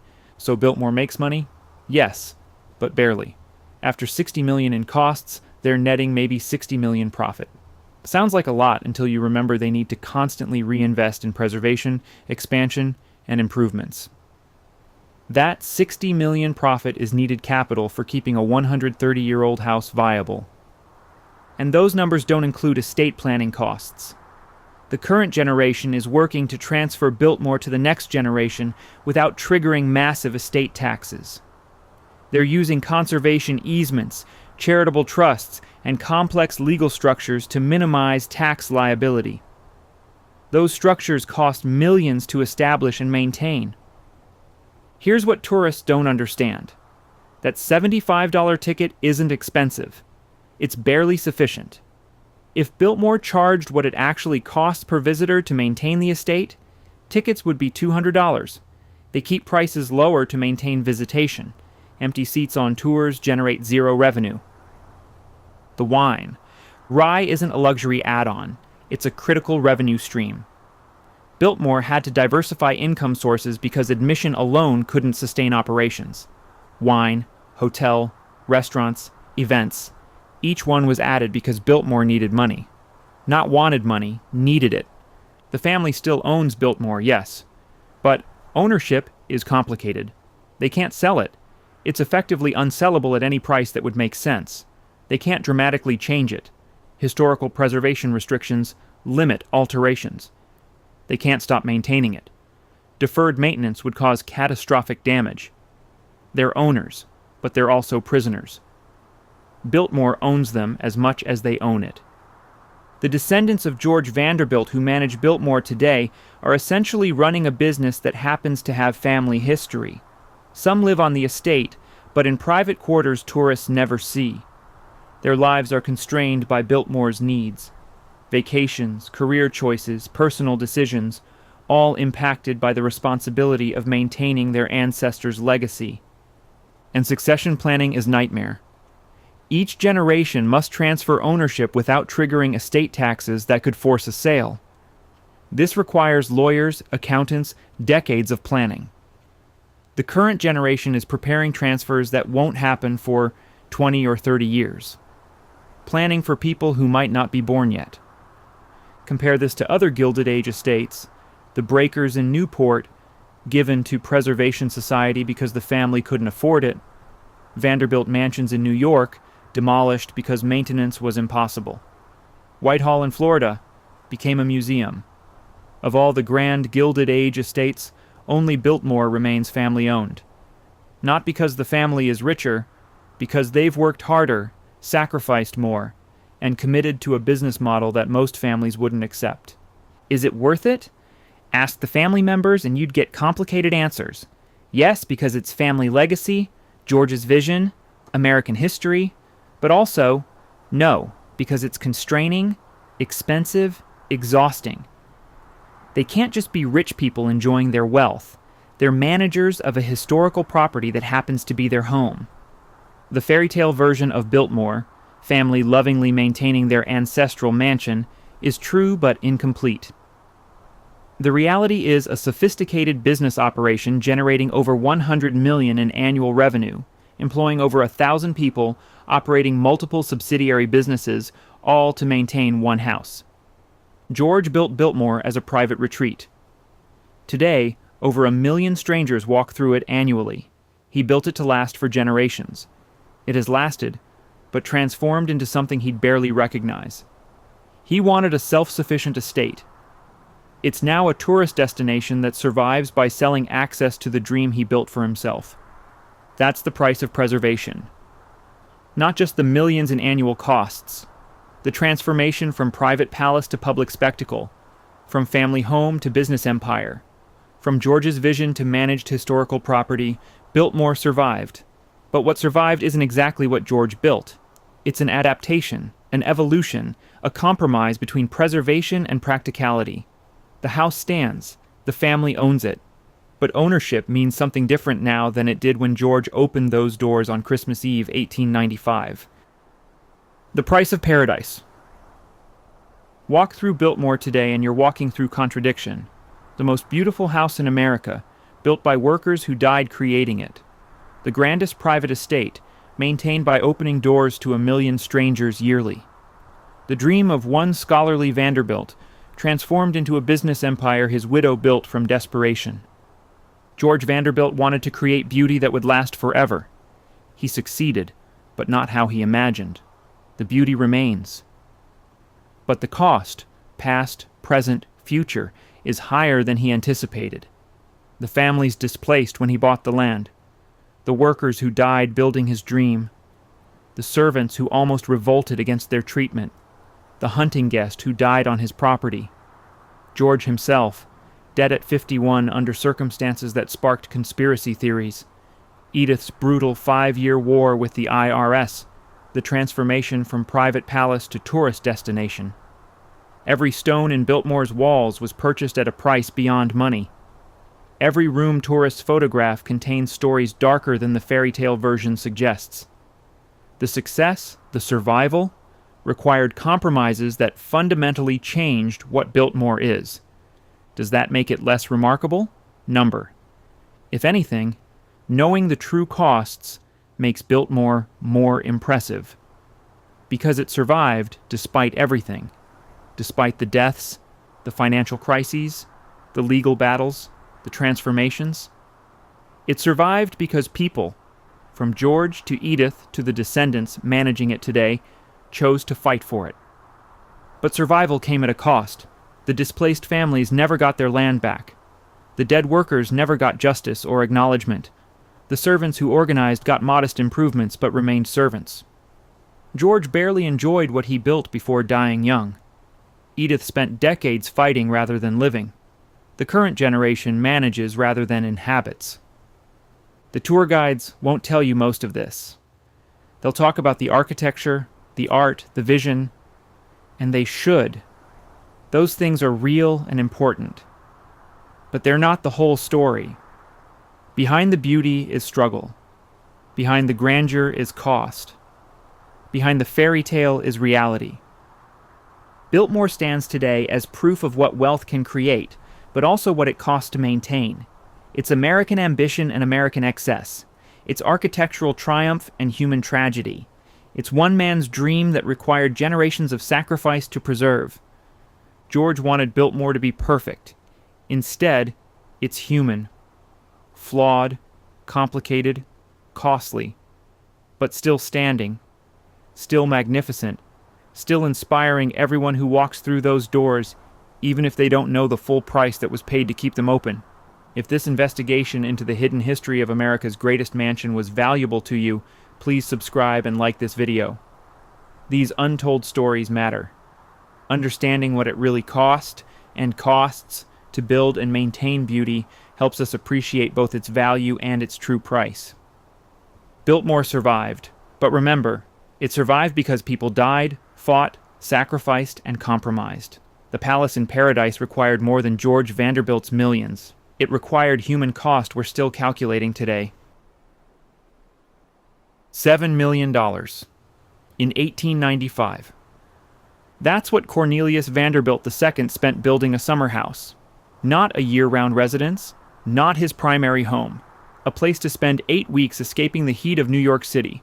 70 rooms of Italian marble and gold leaf. 2 years of construction using the finest craftsmen in America. A palace designed to never burn, never crumble, never fade. And it worked. While every other Vanderbilt mansion in New York was demolished, while fortunes collapsed and families scattered, the Breakers still stands. Perfect, pristine, visited by nearly 500,000 people every year. This is the story of how one mansion outlasted everyone. The family who built it, the era that created it, every rival palace that tried to match it. This is about what happens when you build something not just for show, but to last forever. Before we begin, drop a comment below. Have you visited the Breakers? What fascinates you most about these Gilded Age palaces? And if you love these deep dives into American history, hit that like button and subscribe. Your support keeps these stories alive. Now, let's travel back to Newport, Rhode Island in the summer of 1895, when the greatest summer cottage in America first opened its doors. The $7 million summer cottage. Imagine spending more than $250 million in today's money on a vacation home. That's the Breakers. And the Vanderbilts didn't think twice about it. Newport, Rhode Island, in the 1890s, wasn't just a coastal town. It was where America's richest families came to escape the stifling summers of New York, Boston, and Philadelphia. But escape is the wrong word. They came to compete, to display, to prove that their fortune was bigger, their taste more refined, their mansion more spectacular than everyone else's. The Vanderbilts already had a house in Newport, a wooden mansion they called the Breakers, named after the ocean waves that crashed on the rocks below. Nice enough, comfortable. But in 1892, it burned to the ground. Total loss. And Cornelius Vanderbilt II, standing in the ashes of his summer home, made a decision that would define Newport forever.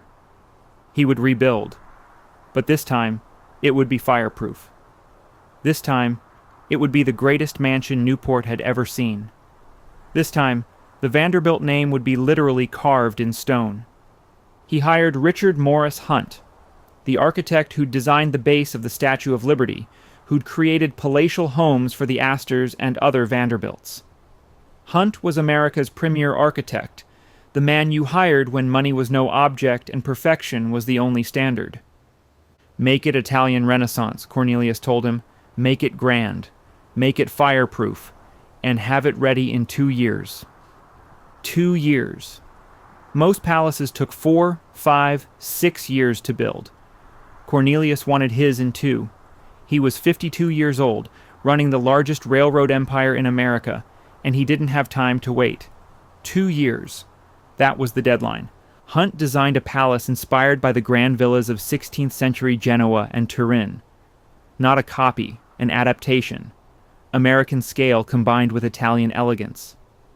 The structure would be steel-framed, revolutionary for residential construction. The exterior would be Indiana limestone and brick, materials that couldn't burn. The interior would use marble, plaster, rare woods, but installed in ways that fire couldn't spread. 70 rooms. Not as many as Biltmore's 250, but each room in the Breakers was designed for maximum impact. Quality over quantity. Every detail perfect.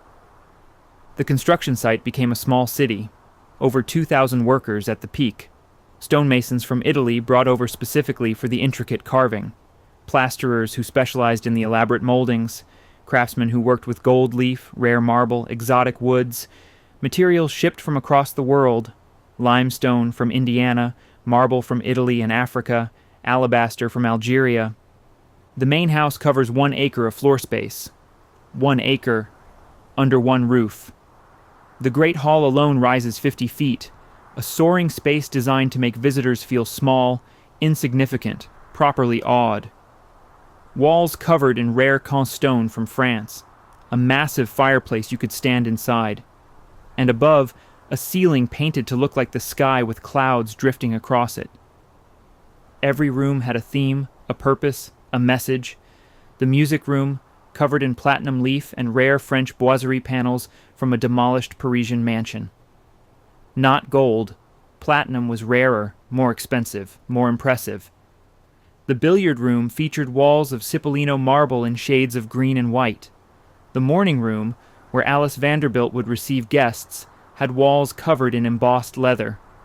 Original Renaissance paintings hung throughout, purchased from European collections. But here's what makes the Breakers particularly fascinating. It wasn't designed to be lived in year-round. Everything, every room, every detail, every spectacular space was created for 8 to 10 weeks of summer use. That's it. The rest of the year? The house sat empty, furniture covered in dust sheets, windows shuttered, a skeleton staff of maybe 10 people maintaining a 70-room palace that nobody occupied. The waste of it? The sheer extravagance was the point.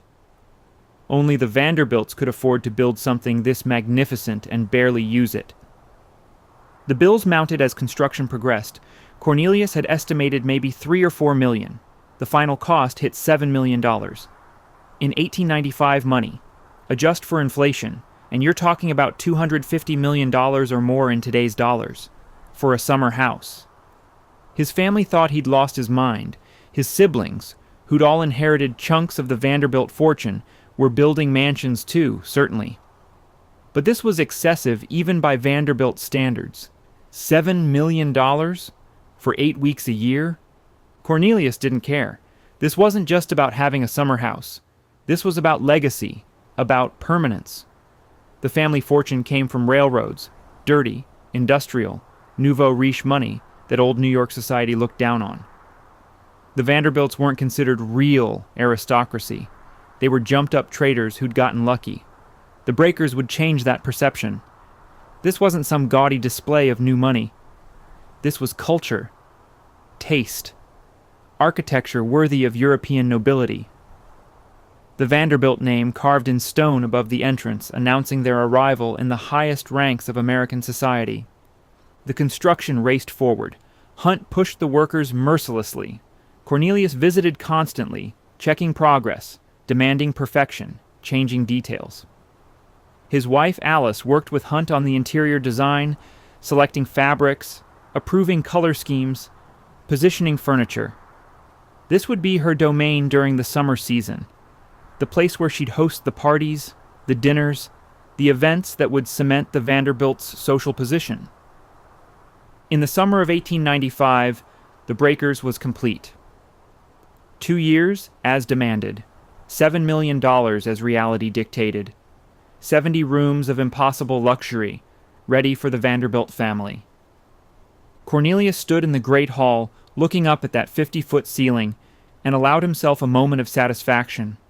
He'd done it. He'd created something that would last forever. Something fireproof, destruction-proof, time-proof. The Breakers would stand as long as America stood. He was right about that, at least. But he had no idea how little time he'd have to enjoy what he'd built, or how quickly his own life would be destroyed by something no amount of money could prevent. Cornelius Vanderbilt II, the brother who got the empire. Born in 1843, Cornelius Vanderbilt II didn't choose his destiny. It chose him. His grandfather, Cornelius Commodore Vanderbilt, built a shipping and railroad empire through ruthless competition and brilliant strategy. When the Commodore died in 1877, he left the largest private fortune in America, about $100 million. In today's terms, that's more than many countries' GDP. But here's the thing about massive fortunes. Somebody has to manage them. And the Commodore didn't believe in splitting empires evenly among children. He believed in primogeniture. Give the bulk to one capable heir, let him maintain and grow it. So the vast majority went to Cornelius's father, William Henry Vanderbilt. William doubled the fortune in just 8 years, from 100 million to 200 million. But the stress killed him. He died in 1885 at 64, collapsing in his Fifth Avenue mansion after years of grueling work managing railroads, investments, and business battles. And the burden passed to Cornelius II, the eldest son. Not the fun Vanderbilt, not the one who married into European nobility or threw legendary parties or made scandalous headlines. Cornelius was the responsible one, the serious one, the one who understood that keeping a fortune required constant vigilance, brutal decisions, long hours, and enormous stress. His younger brothers got to enjoy the money. Willie K. Vanderbilt built Marble House in Newport and spent his time racing yachts. Frederick built mansions and collected art. They'd inherited millions, enough to live in spectacular luxury without working another day. Cornelius inherited the empire, the responsibility, the New York Central Railroad and dozens of other lines, thousands of employees, constant decisions about rates, routes, competition, strikes, regulations. It was a full-time job that consumed his life, and he took it seriously. While his brothers played, Cornelius worked. He was at his desk 6 days a week. He attended board meetings, reviewed financial reports, made strategic decisions that affected millions of dollars and thousands of lives. He was known as fair, but demanding. Not cruel like his grandfather, but not soft either. Business was business. He married Alice Claypool Gwynn in 1867 when he was just 24. Alice came from Cincinnati society, respectable, cultured, appropriate. They had 7 children who survived to adulthood.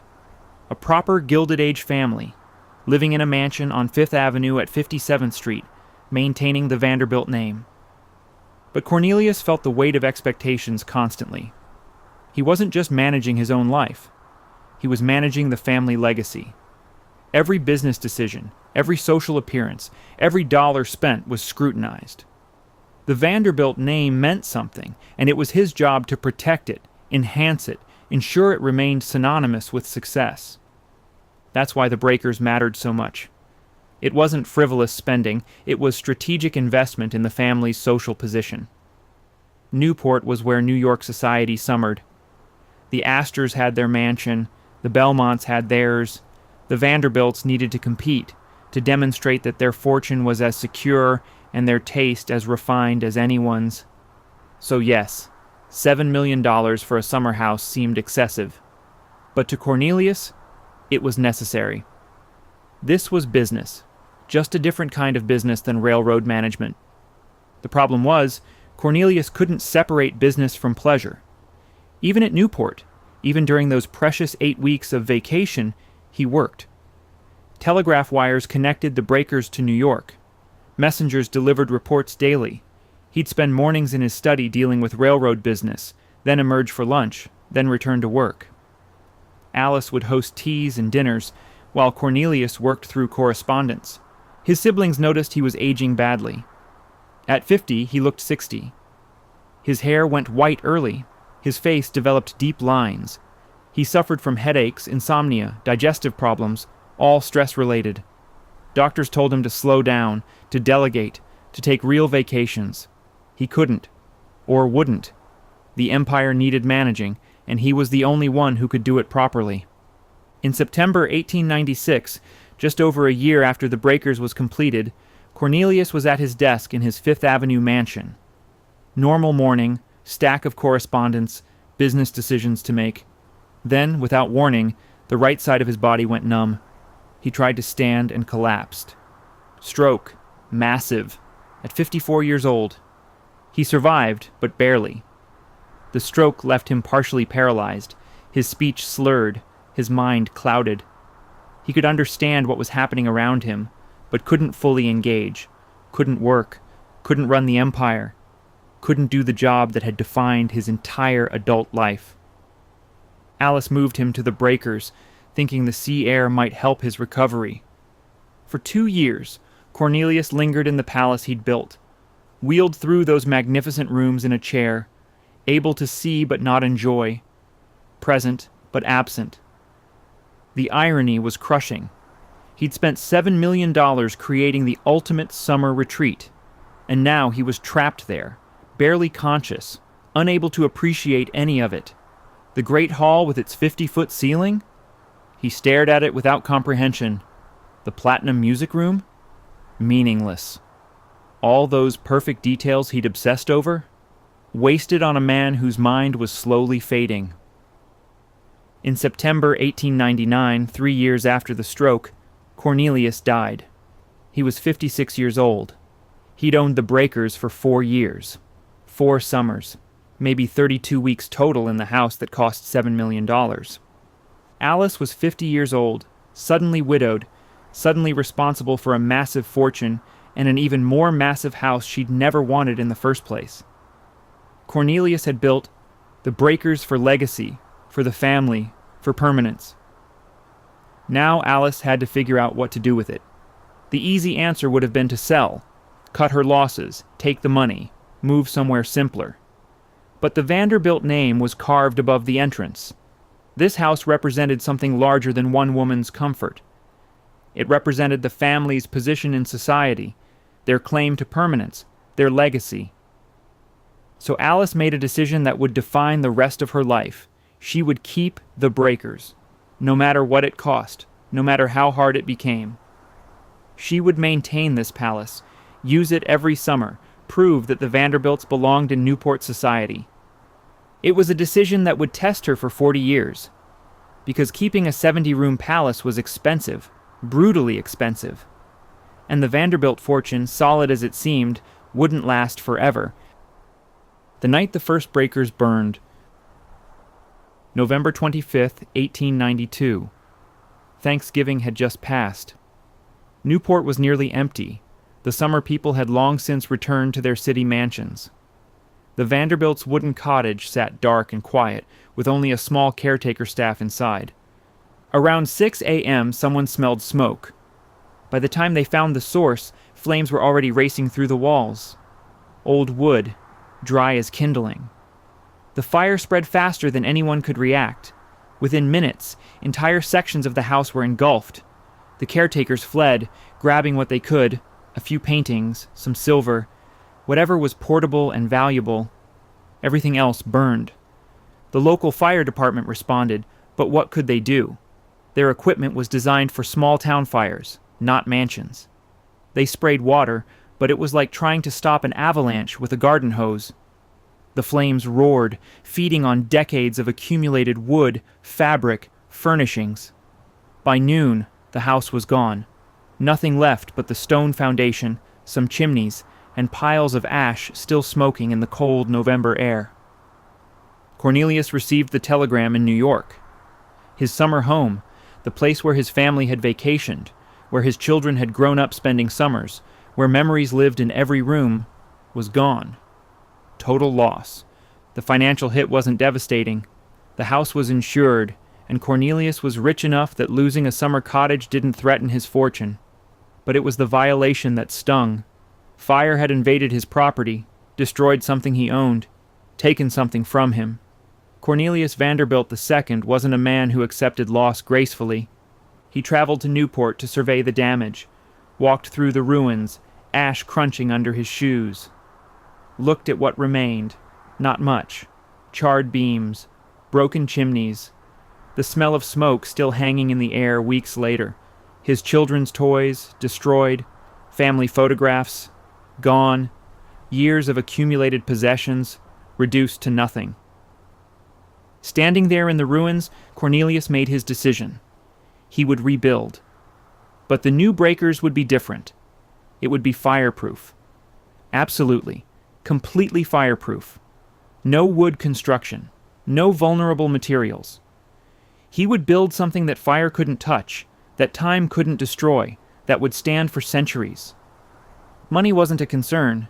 Time was the only constraint. The summer season started in late June. If construction began immediately, maybe, just maybe, they could have a new house ready in 2 years. Aggressive timeline. Probably impossible. But Cornelius didn't accept impossible. He summoned Richard Morris Hunt to Newport. Hunt was 65 years old, the most prestigious architect in America, semi-retired and working only on projects that interested him. The two men stood in the ashes together, and Cornelius laid out his vision. I want it Italian Renaissance. I want it grand, bigger than anything else in Newport. I want it fireproof, steel frame, stone exterior, materials that won't burn. And I want it done in 2 years. Hunt must have thought Cornelius was insane. 2 years to design and build a palace? With revolutionary fireproof construction? Using materials that would need to be quarried, shipped, and installed by craftsmen who didn't exist in America and would need to be imported from Europe? But Hunt was intrigued. This was a challenge worthy of his reputation. And the Vanderbilts paid well. Very well. He accepted the commission. The cause of the fire was never definitively determined. Faulty wiring maybe, a chimney issue, careless smoking. It didn't really matter. What mattered was the lesson. Wood burns. Tradition burns. The past burns. If you want something permanent, you need to build with materials that fire cannot consume. That fire in 1892 changed Newport's architectural landscape forever. Before the breakers burned, most Newport mansions were wooden. Elaborate Victorian cottages, certainly, but still fundamentally wooden structures. After Cornelius rebuilt in fireproof stone and steel, everyone else followed. Marble House, Rosecliff, the Elms. All the great Newport palaces that followed the breakers used fireproof construction. In a way, that fire was the best thing that could have happened to Cornelius's legacy. The old wooden breakers would have rotted, been demolished, forgotten. The new breakers, the fireproof palace, would outlast everything. But first, it had to be built, and that would require engineering and craftsmanship beyond anything American residential construction had attempted. Build it fireproof, build it fast. Richard Morris Hunt had a problem. Actually, he had several problems, all competing for attention. Problem 1, his client wanted a palace built in 2 years. Normal construction time for a house this size? 4 to 6 years minimum. Hunt had to compress that timeline by more than half. Problem 2, fireproof construction using steel framing was cutting-edge technology, proven in commercial buildings but rarely used in homes. Every detail would need to be engineered from scratch.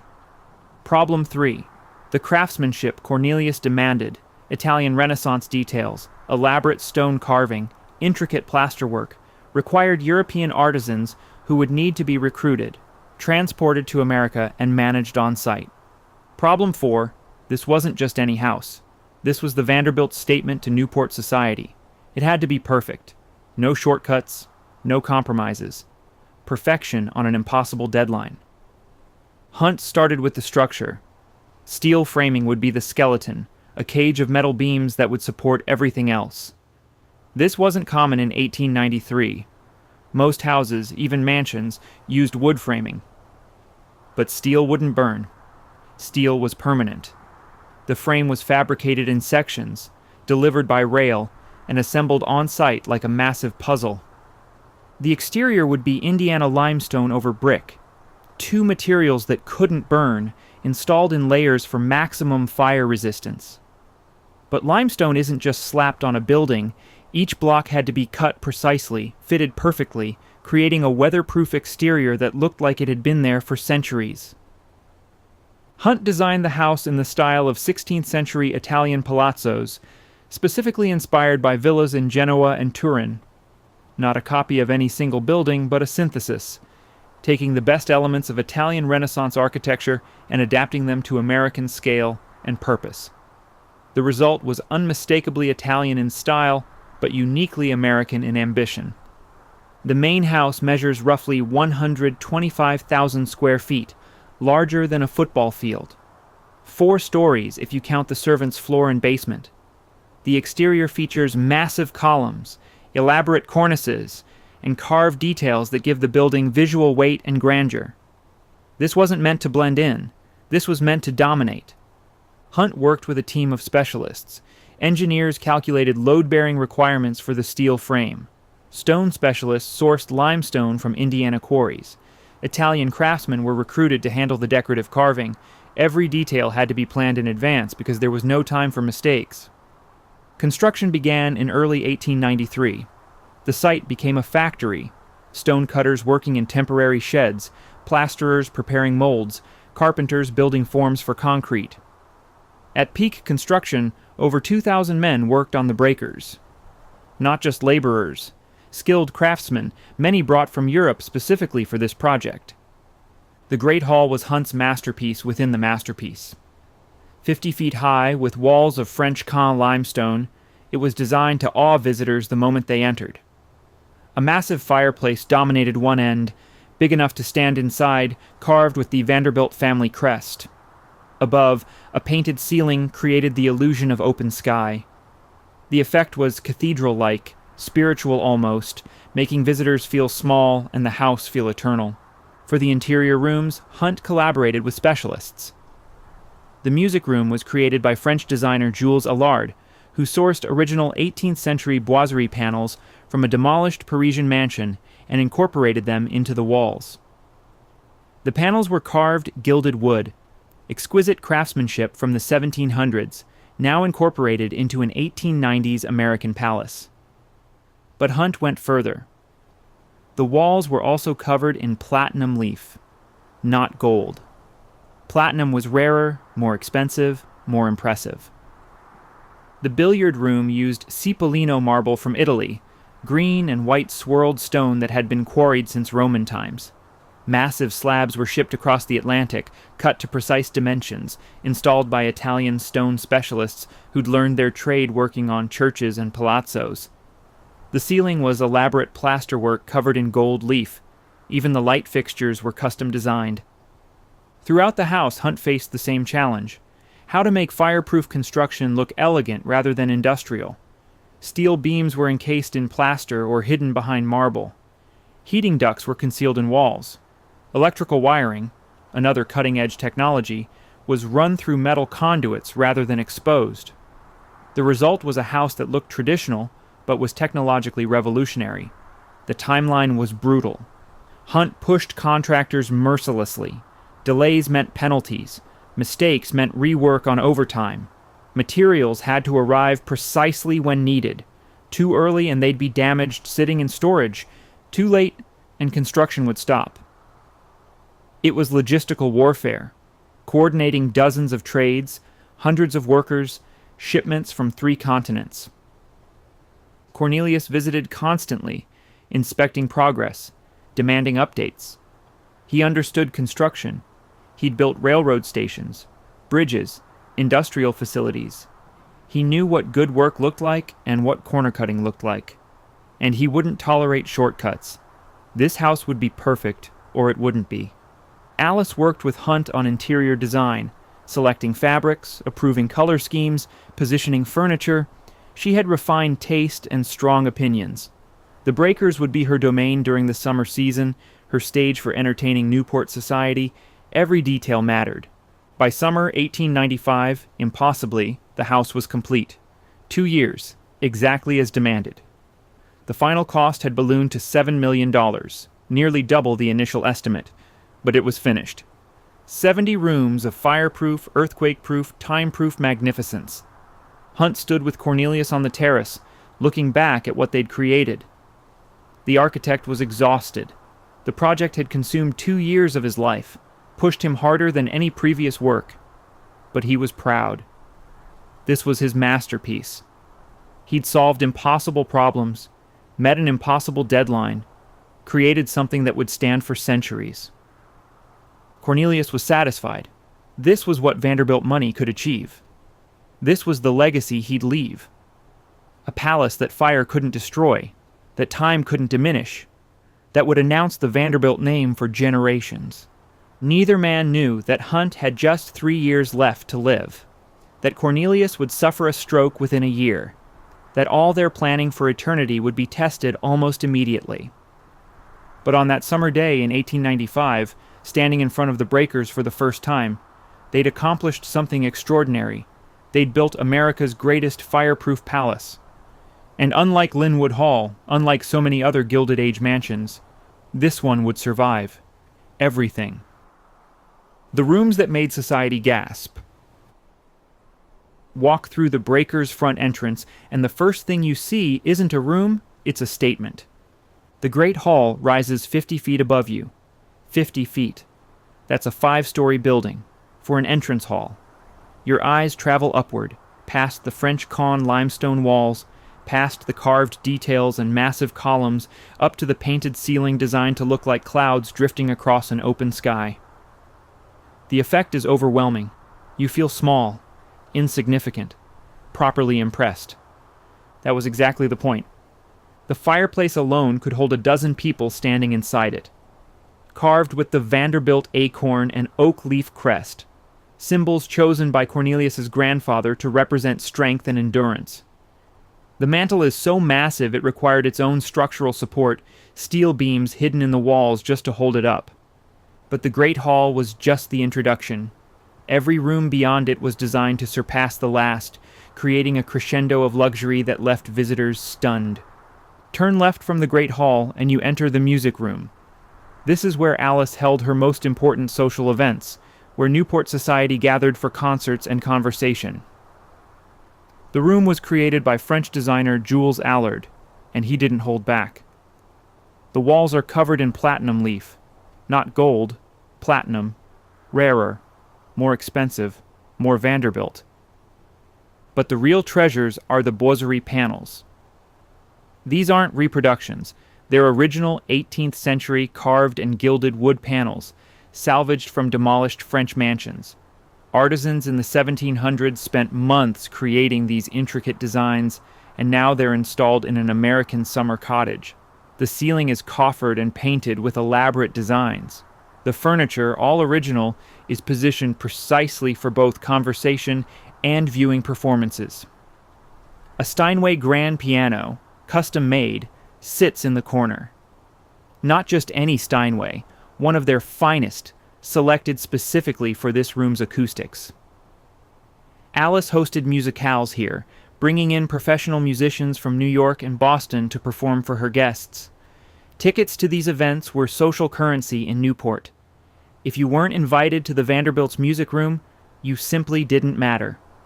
Cross the Great Hall to the other side, and you reach the billiard room. This was the men's domain.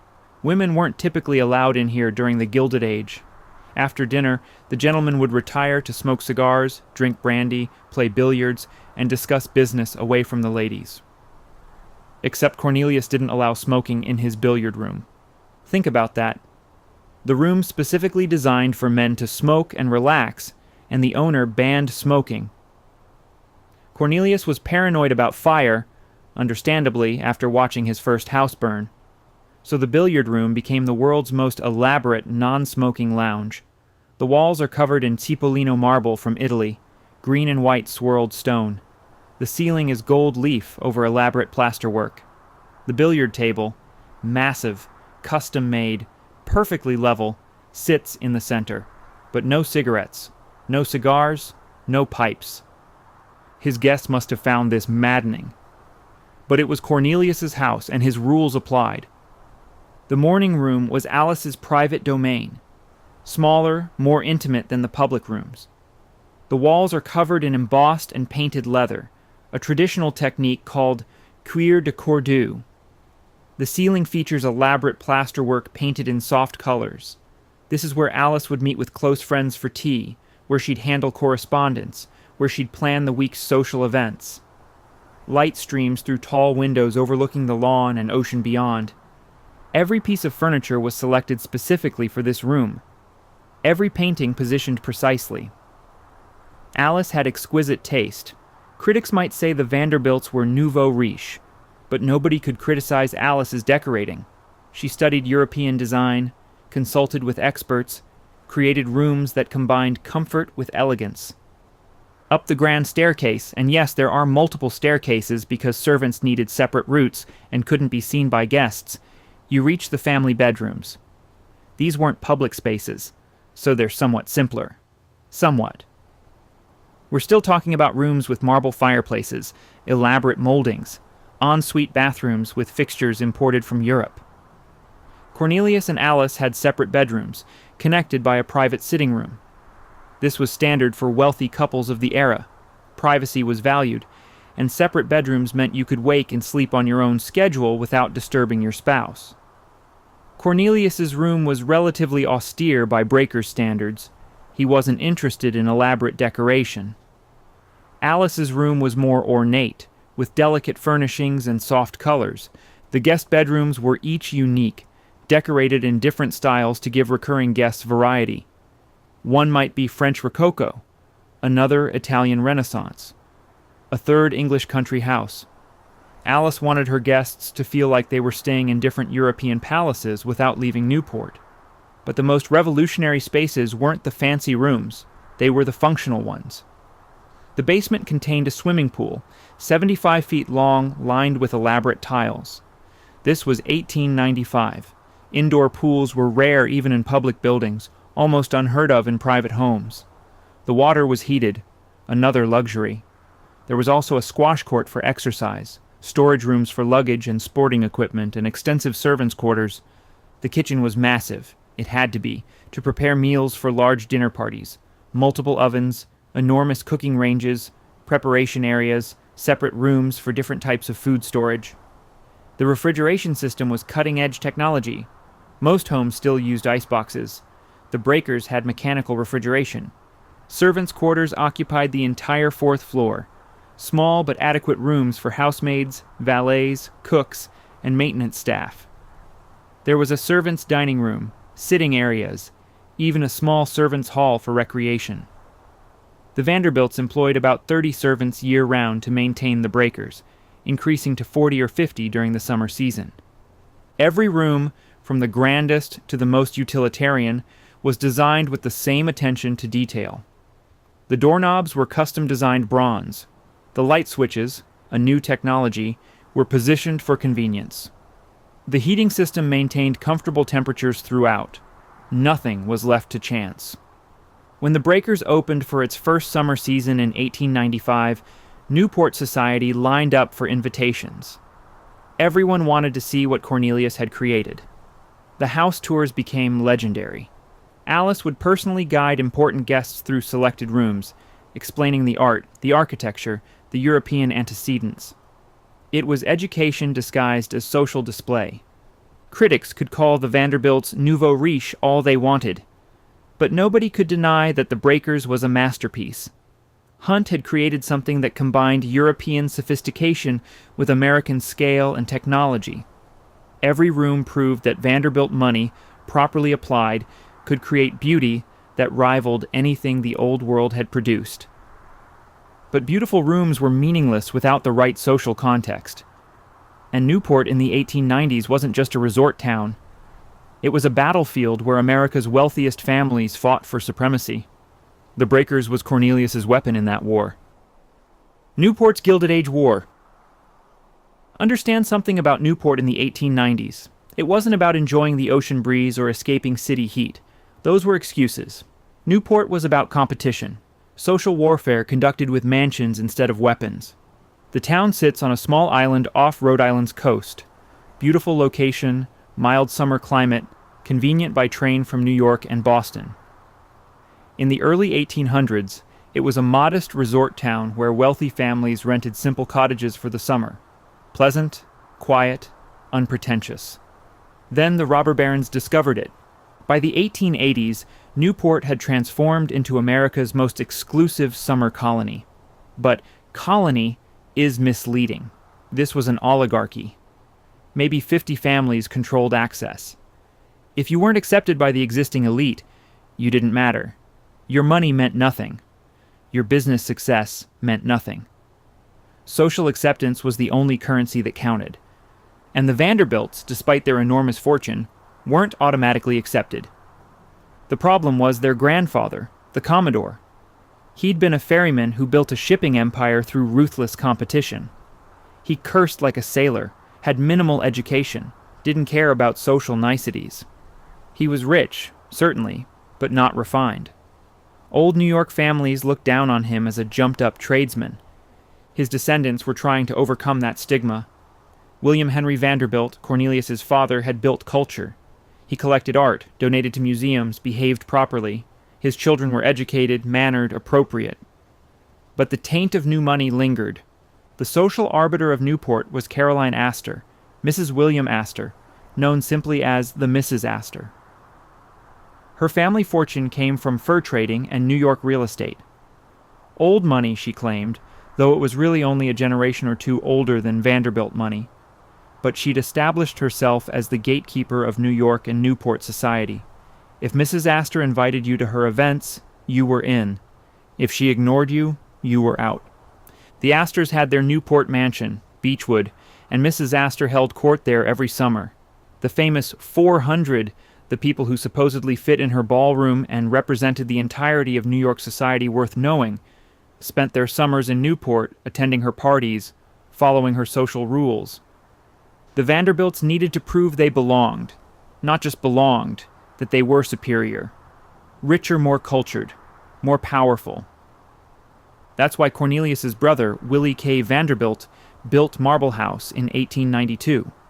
It cost $11 million, pure white marble, designed to look like a Greek temple.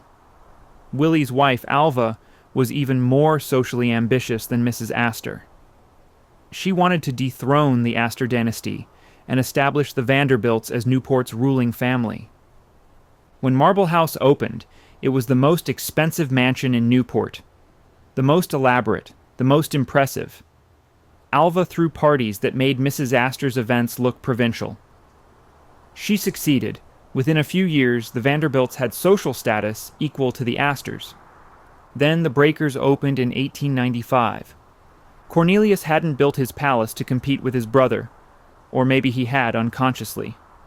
Either way, the Breakers immediately became Newport's ultimate status symbol. Larger than Marble House, more technologically advanced, more historically authentic in its design, and backed by the main line of the Vanderbilt fortune, not a younger brother's inheritance. Other families scrambled to keep up. The Belmonts expanded their mansion. The Berwins built the Elms. Rosecliff was constructed for the Ulrichs family. Each mansion tried to outdo the others, bigger, grander, more expensive. The construction was competitive, conspicuous consumption, but it wasn't just about the buildings. The real competition happened inside them, at dinner parties, balls, afternoon teas. Who hosted the best events? Who wore the most expensive gowns? Whose guest list was most exclusive? Every social event was analyzed, compared, judged. Alice Vanderbilt played this game masterfully. She wasn't loud like her sister-in-law Alva. She was quiet, dignified, proper. She hosted smaller, more intimate events. Her dinner parties were known for exquisite food and sophisticated conversation. She cultivated artists, musicians, intellectuals, not just rich people. The Breakers became known as a place of culture, not just wealth. Her teas were legendary. She'd invite maybe 20 women to the morning room, serve tea in china worth more than most people's houses, and conduct conversation like a maestro conducting an orchestra. Everyone got to speak, but Alice controlled the topics, the tone, the flow. This was power, wielded with teacups instead of gavels. The summer season followed strict patterns.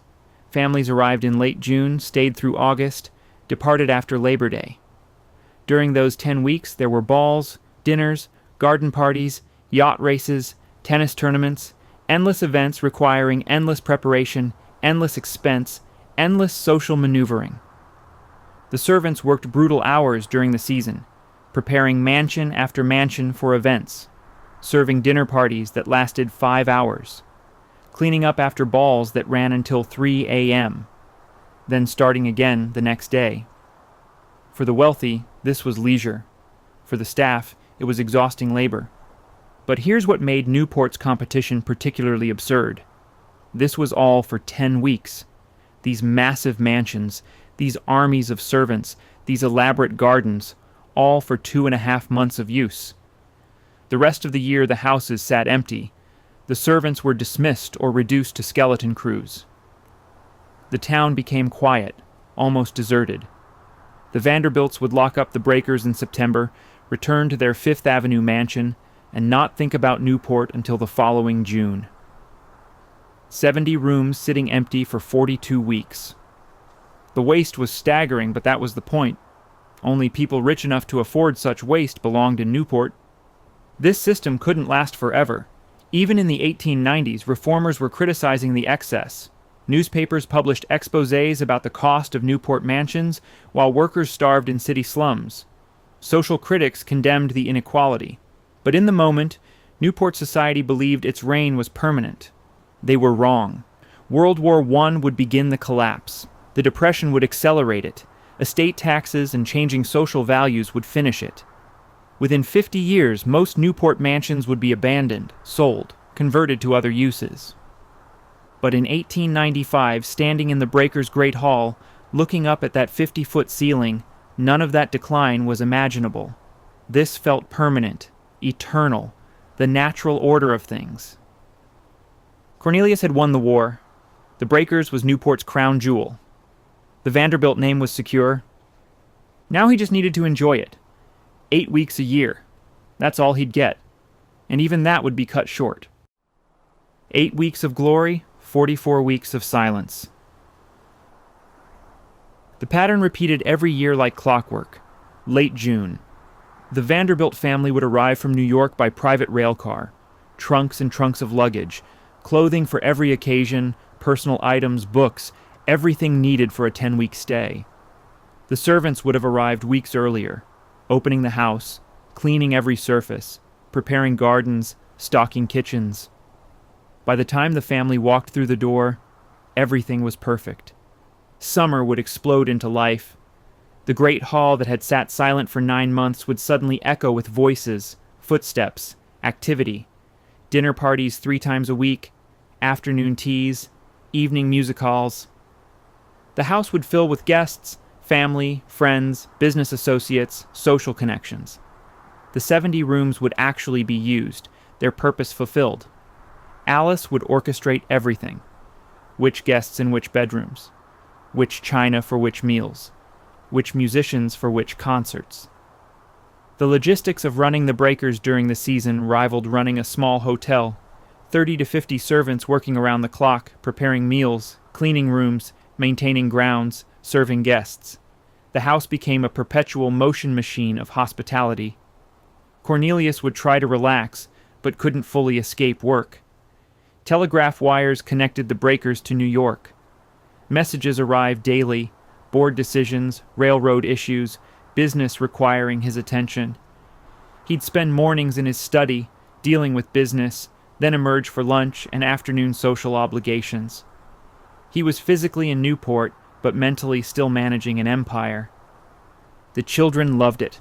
Summers at the breakers meant freedom, running on the lawns, swimming, playing tennis, enjoying the ocean. They'd invite friends from other Newport families. There would be impromptu parties, beach outings, sailing expeditions. For them, the breakers wasn't a showcase. It was home. For 8 weeks, the house fulfilled its purpose. Every room occupied. Every space used. The music room hosted concerts. The billiard room saw endless games. The morning room filled with afternoon visitors. The dining room served elaborate meals to dozens of guests. This was what $7 million bought. 8 weeks of perfect summer living. Then September would arrive. Labor Day marked the end. Families would depart Newport, returning to their city mansions, their real lives. The summer colony would empty like someone pulled a plug. Within days, Newport would transform from bustling social center to quiet coastal town.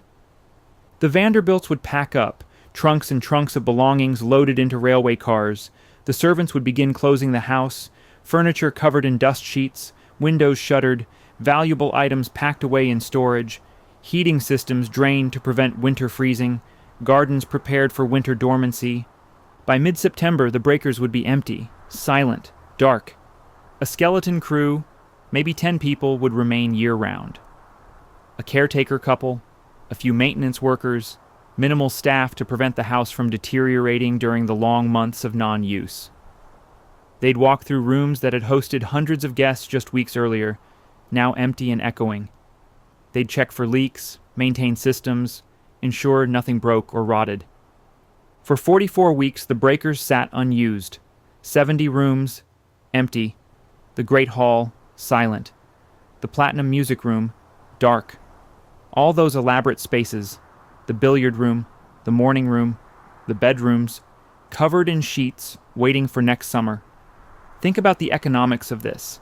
$7 million to build, thousands in annual maintenance, salaries for year-round staff, property taxes, utilities, all to use the house 8 weeks per year.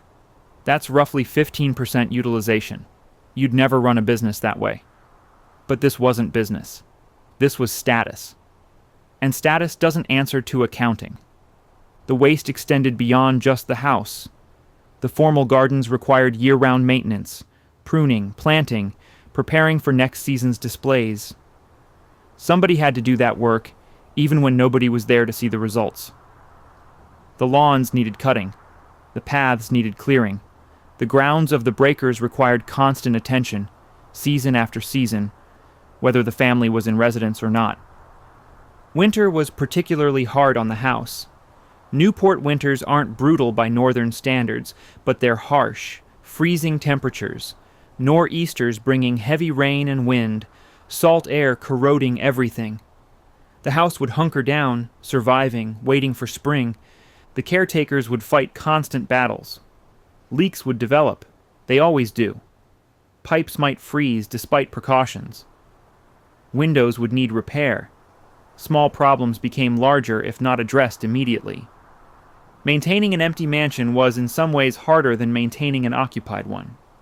At least with people living there, issues got noticed and fixed quickly. Come April or May, preparations would begin again. A crew of servants would arrive from New York or be hired locally. Rooms would be opened, aired out, cleaned. Dust sheets removed. Windows unshuttered. Furniture polished. The house would wake up, stretching after its long hibernation. By June, the breakers would be perfect again. Fresh flowers in every vase, beds made with crisp linens, kitchens stocked, gardens blooming, ready for the family's arrival and another 8 weeks of glory. This cycle defined the breakers for decades. 8 weeks of life, 44 weeks of waiting, over and over, year after year. A palace built for permanence, used part-time. But for Cornelius, even those 8 weeks were numbered. His health was deteriorating under the stress of managing the family business. The headaches were getting worse. The insomnia was chronic. His doctors warned him to slow down, to actually rest during Newport summers. He couldn't, or wouldn't. The empire demanded constant attention. In September 1896, just over a year after the breakers opened, Cornelius returned to New York from Newport. He'd had a good summer, relatively speaking. The house had been full of guests. Business had been manageable. He'd actually relaxed somewhat, though never completely. Back in the city, back at his desk, the stress returned immediately. Decisions piling up, problems requiring solutions, the weight of responsibility that never lifted. He worked through September into October. Normal schedule, normal stress. Everything seemed normal until the morning it wasn't. The man who died too soon. September 12th, 1896. A Tuesday morning. Cornelius Vanderbilt II is at his desk in his Fifth Avenue mansion, reviewing correspondence. He's 54 years old, middle-aged by modern standards, but in the 1890s, with the stress he's carried for years, his body is much older. He's reading a report, railroad finances, something routine. Then his vision blurs. The paper in his hand suddenly makes no sense. The letters swim and merge. He tries to stand, but his right leg won't respond. His right arm goes numb, heavy, useless. He calls for help, but the words come out slurred, incomprehensible. Stroke. Massive cerebrovascular event. In 1896, before modern medicine, before any real treatments, a stroke was a death sentence. Not immediate death, sometimes worse. The slow death of losing yourself piece by piece while your body continues living. Doctors are summoned. They examine him, confer, deliver the diagnosis that everyone already knows. Stroke. Severe. He might recover partially.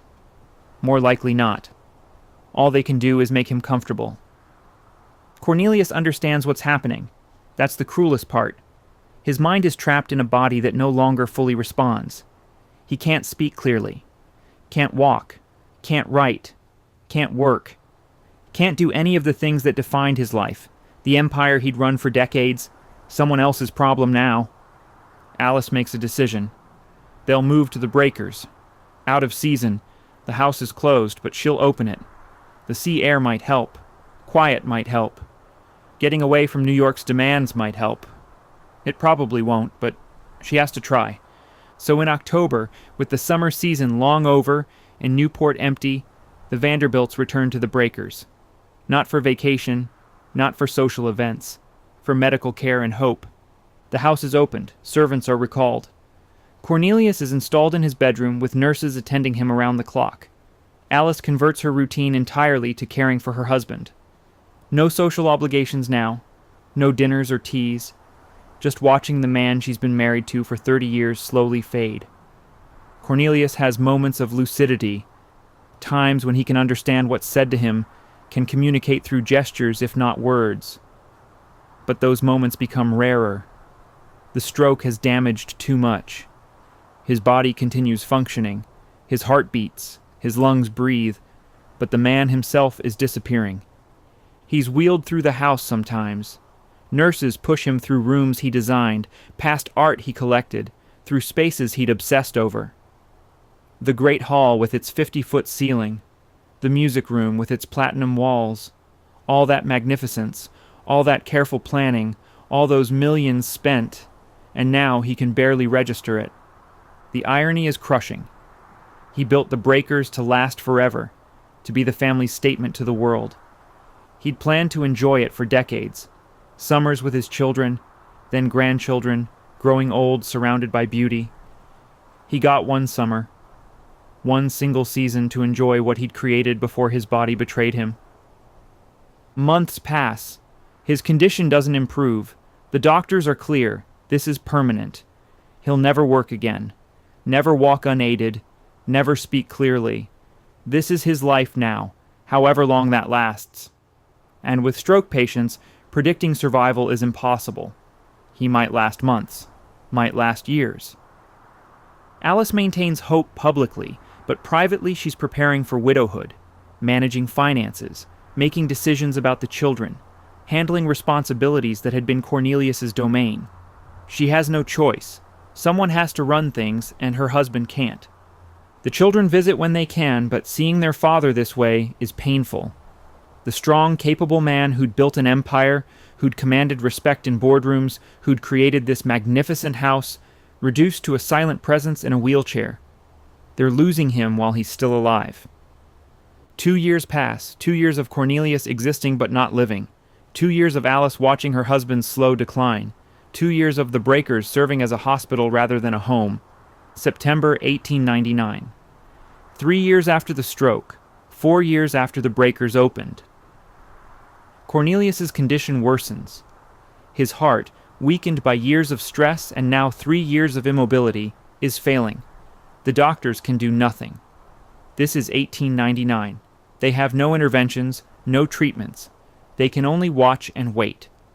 On September 12th, 1899, exactly 3 years to the day after his stroke, Cornelius Vanderbilt II dies. He's 56 years old. The funeral is held in New York at St. Bartholomew's Church.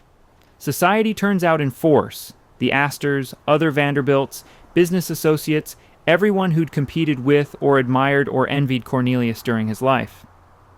The newspapers cover it extensively. The death of a Vanderbilt is news. But the real story isn't the public mourning. It's what Alice faces now. She's 50 years old, a widow with children still at home, and she's inherited the Breakers. Not just the house, the responsibility of maintaining it, using it, justifying its existence. Cornelius had built it as a legacy, but he'd also been the one with unlimited income to support it. Alice has money, certainly. Widows of Vanderbilts don't starve. But maintaining the Breakers requires constant cash flow, servants' salaries, maintenance, taxes, utilities, repairs. The house consumes money the way it was designed to, constantly, extensively, without end. She could sell it. That would be the practical choice. Take the money, buy something smaller, live comfortably without the burden. Many widows would make that choice. But Alice refuses. The Breakers represents her husband's vision, his statement to the world. Selling it would feel like betrayal, like admitting that Cornelius's dream was impractical, that his legacy couldn't survive his death. So she makes a decision that will define the next 35 years of her life. She will keep the Breakers. She will maintain it. She will use it every summer, hosting the same social events, maintaining the same standards. She will prove that what Cornelius built can outlast him. It's a decision born of love and stubbornness in equal measure. A decision that will test her finances, her endurance, her determination. A decision that will ultimately save the Breakers from the fate that befell so many other Gilded Age mansions. But first, she has to survive. And survival, for a widow with a 70-room palace, was going to be harder than anyone imagined. Alice alone in 70 rooms. Summer 1900, the first season without Cornelius. Alice returns to the Breakers, and everything is the same. The servants have opened the house perfectly. The gardens are in bloom, the rooms are spotless, nothing has changed physically, but everything feels different. She walks through the great hall, that 50-foot ceiling that had impressed countless guests, and hears only silence. No Cornelius reviewing business correspondence in his study. No sound of his footsteps. The house feels empty even when servants are bustling around her, but Alice Vanderbilt isn't the type to collapse into grief. She's 50 years old, from solid Cincinnati stock, raised with Midwestern practicality beneath the social polish. Cornelius is gone. Life continues. The Breakers is her responsibility now, so she opens the house for the season. Smaller gatherings than in previous years, She's in mourning, and elaborate parties would be inappropriate, but she hosts teas, small dinners, intimate musicales. She maintains the social calendar, keeps the Vanderbilt name present in Newport society. This is what Cornelius would have wanted. The bills arrive regularly: servants' salaries, maintenance costs, garden expenses, utilities. Everything costs more than she'd realized when Cornelius was alive and handling finances. She has income. Cornelius left her well provided for. But maintaining the breakers consumes money at a staggering rate. She starts making small economies, nothing dramatic, nothing that would be noticed by guests or society. But she reduces the staff slightly, cuts back on expensive imported flowers, buys fewer new furnishings, small adjustments that save thousands of dollars annually. Her children are mixed blessings. The older ones are launched, married, living their own lives, but she still has younger children at home, requiring education, supervision, social debuts. And they all expect to summer at the Breakers. This is their childhood home, their connection to their father. She can't take that away from them. The years pass. 1900, 1905, 1910. Alice maintains the routine. Every June, open the house. Every summer, host events. Every September, close up and return to New York. The pattern Cornelius established continues because Alice refuses to let it stop. But Newport is changing. The absolute supremacy of the old families is eroding. New money keeps arriving. Families from the Midwest, from California, from industries that didn't even exist when the Vanderbilts first built in Newport. The social structure is loosening. The rigid rules are bending. Alice adapts. She's not rigid like Mrs. Astor had been. She welcomes new families if they have taste and manners. The Breakers remains important in Newport society, not because Alice demands deference, but because she's genuinely respected. Her decades of proper behavior, her dignified widowhood, her maintenance of standards, it all earns her a position that mere money couldn't buy. The costs keep rising. Everything gets more expensive. Servants demand higher wages. They have more options now, can work in factories or offices instead of domestic service. Maintenance on a 40-year-old house is constant. Roofs need work, systems need updating, things break. Property taxes increase as Newport becomes more developed. Alice starts making harder choices. She closes off parts of the house during the off-season. No point heating or maintaining rooms nobody uses for 44 weeks. She reduces the staff further. The dinner parties become smaller, less frequent. She's still maintaining the Breakers, but barely. Her friends notice. Other Newport families are facing the same pressures. The Gilded Age is ending. World War I proved that. The rigid social structure is collapsing. Several families have already sold their Newport mansions or converted them to other uses. The writing is on the wall. These massive summer cottages are unsustainable. But Alice refuses to sell. The Breakers is Cornelius's legacy. It's where her children grew up. It's the physical embodiment of the Vanderbilt family's position in American society. Selling it would be admitting defeat, admitting that what Cornelius built couldn't last even a generation.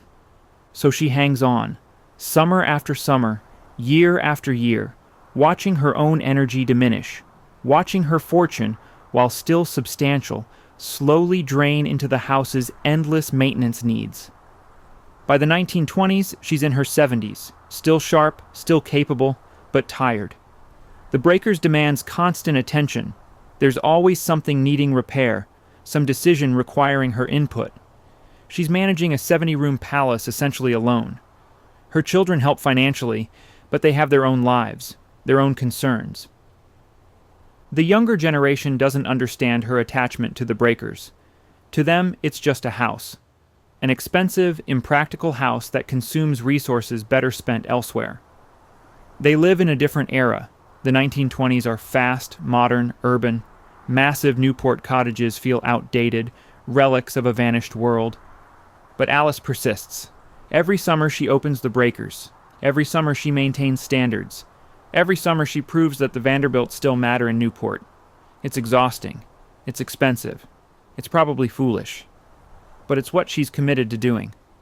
She's 75 years old in 1929, still summering at the breakers, still maintaining the house, still fighting the slow battle against time and economics. She's held on for 30 years since Cornelius died. Surely she can hold on a bit longer. Then October 1929 arrives, the stock market crashes, and everything gets infinitely harder. The depression that should have killed it. Black Tuesday, October 29th, 1929. The stock market collapses, taking American prosperity with it. Fortunes vanish overnight. Banks fail. Businesses close. The entire economic structure that supported Gilded Age excess comes crashing down. Newport empties faster than it ever has before. Families who'd summered there for generations suddenly can't afford it. The mansions close, not just for winter, but permanently. For sale signs appear on properties that had seemed eternal. The summer colony that had defined American high society is disintegrating. The breakers should have been one of the first casualties. Everything about it is obsolete in Depression-era America. 70 rooms? Absurd when people are homeless. Armies of servants? Impossible when nobody can afford staff. Massive maintenance costs?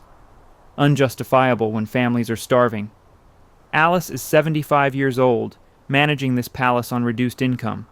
The Vanderbilt fortune hasn't vanished, they're still wealthy by any standard. But the cash flow has been severely damaged. Investments have lost value. Income from various holdings has dropped. The money that seemed infinite in 1895 is finite now, and decreasing. She faces impossible choices. Continue maintaining the breakers at pre-depression standards. That would drain resources needed for other family obligations, reduce maintenance to bare minimum.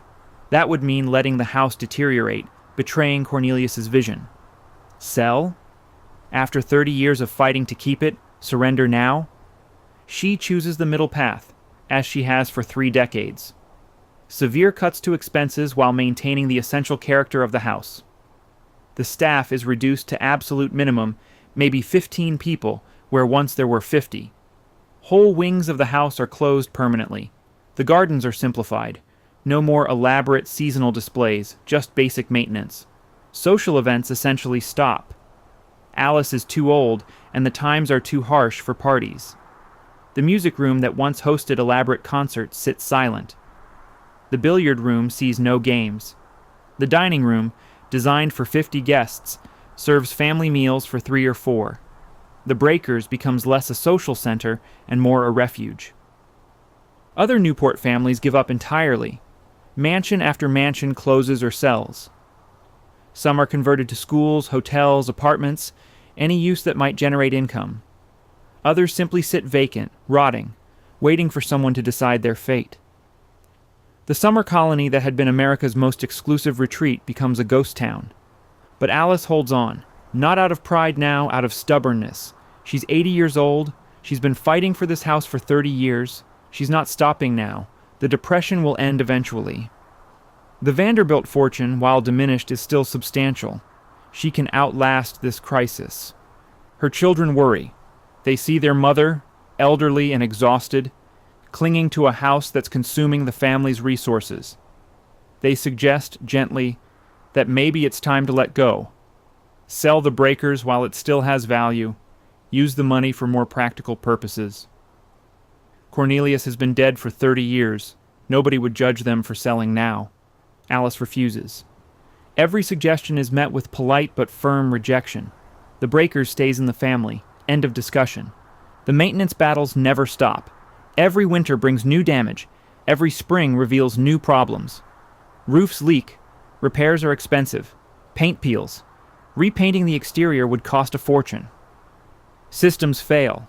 The heating system, the plumbing, the electrical work, all aging, all requiring constant attention and money. Alice manages through force of will and careful financial management. She pays bills by priority, what absolutely must be done to prevent catastrophic damage versus what can wait. The house survives, but barely. It's no longer pristine. It's shabby around the edges, worn, showing its age, but it stands. The Depression grinds on. 1930, 1931, 1932, 1933. No end in sight. American capitalism seems to have failed completely. The whole structure that had supported families like the Vanderbilts, the industrial fortunes, the railroad empires, the assumption that wealth would perpetuate across generations, is collapsing. Yet the Breakers survives. Not thriving, not beautiful, but surviving. Alice's determination keeps it alive when economics says it should die. This 70-room palace that costs thousands monthly to maintain, that generates no income, that serves no practical purpose in Depression-era America. It endures because one elderly widow refuses to let it go. By 1934, Alice is 89 years old. She's outlived Cornelius by 35 years. She's maintained the Breakers through World War I, through the Roaring Twenties, through 5 years of depression. She's exhausted every avenue of economy. She's reduced staff to bare minimum. She's closed rooms. She's cut expenses to the bone. And still, every month, the bills arrive. Taxes, utilities, salaries for essential staff, minimum maintenance. The house consumes money simply by existing, and Alice is running out of ways to reduce costs further. Her health is failing now. Decades of stress, of fighting this endless battle, have taken their toll. She's bedridden much of the time. Her mind remains sharp, but her body is giving up. She knows she's near the end, and she knows the Breakers will face its greatest test when she's gone. Her daughters, Gladys and Gertrude, visit frequently. They see what's coming. When their mother dies, they'll inherit the Breakers, and they'll have to make the decision Alice refused to make for 35 years. Keep it or let it go. Alice dies on April 22nd, 1934. She's 89 years old. She held the Breakers for 35 years through impossible circumstances. She's the reason it still exists. But now she's gone, and the palace that killed her husband and consumed her life passes to the next generation. Gladys and Gertrude stand in the great hall, looking up at that 50-foot ceiling, and face the hardest choice of their lives. Their mother sacrificed everything to keep this house. But is their mother's sacrifice reason enough to continue the fight?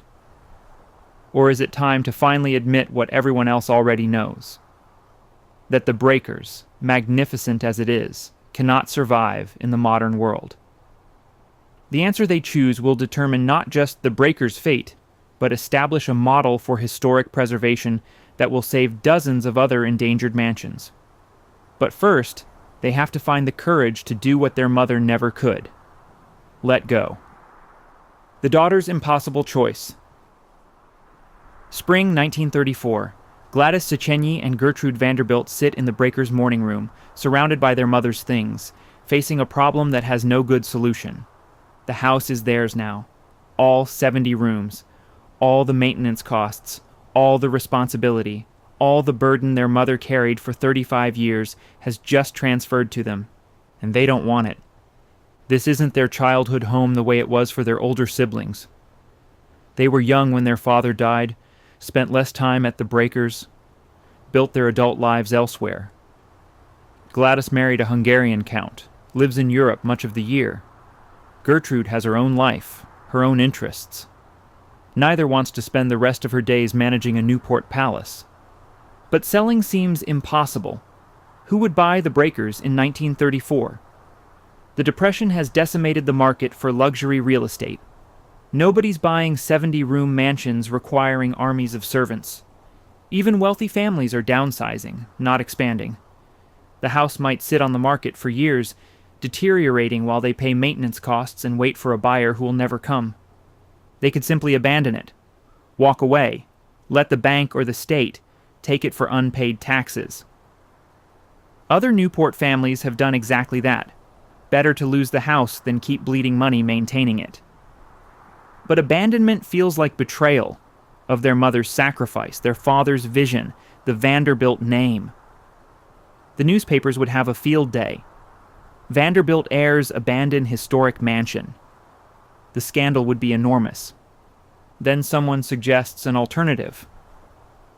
The Preservation Society of Newport County, a small organization dedicated to preserving historic buildings, might be interested in the Breakers, not to buy it, they can't afford to, but to operate it.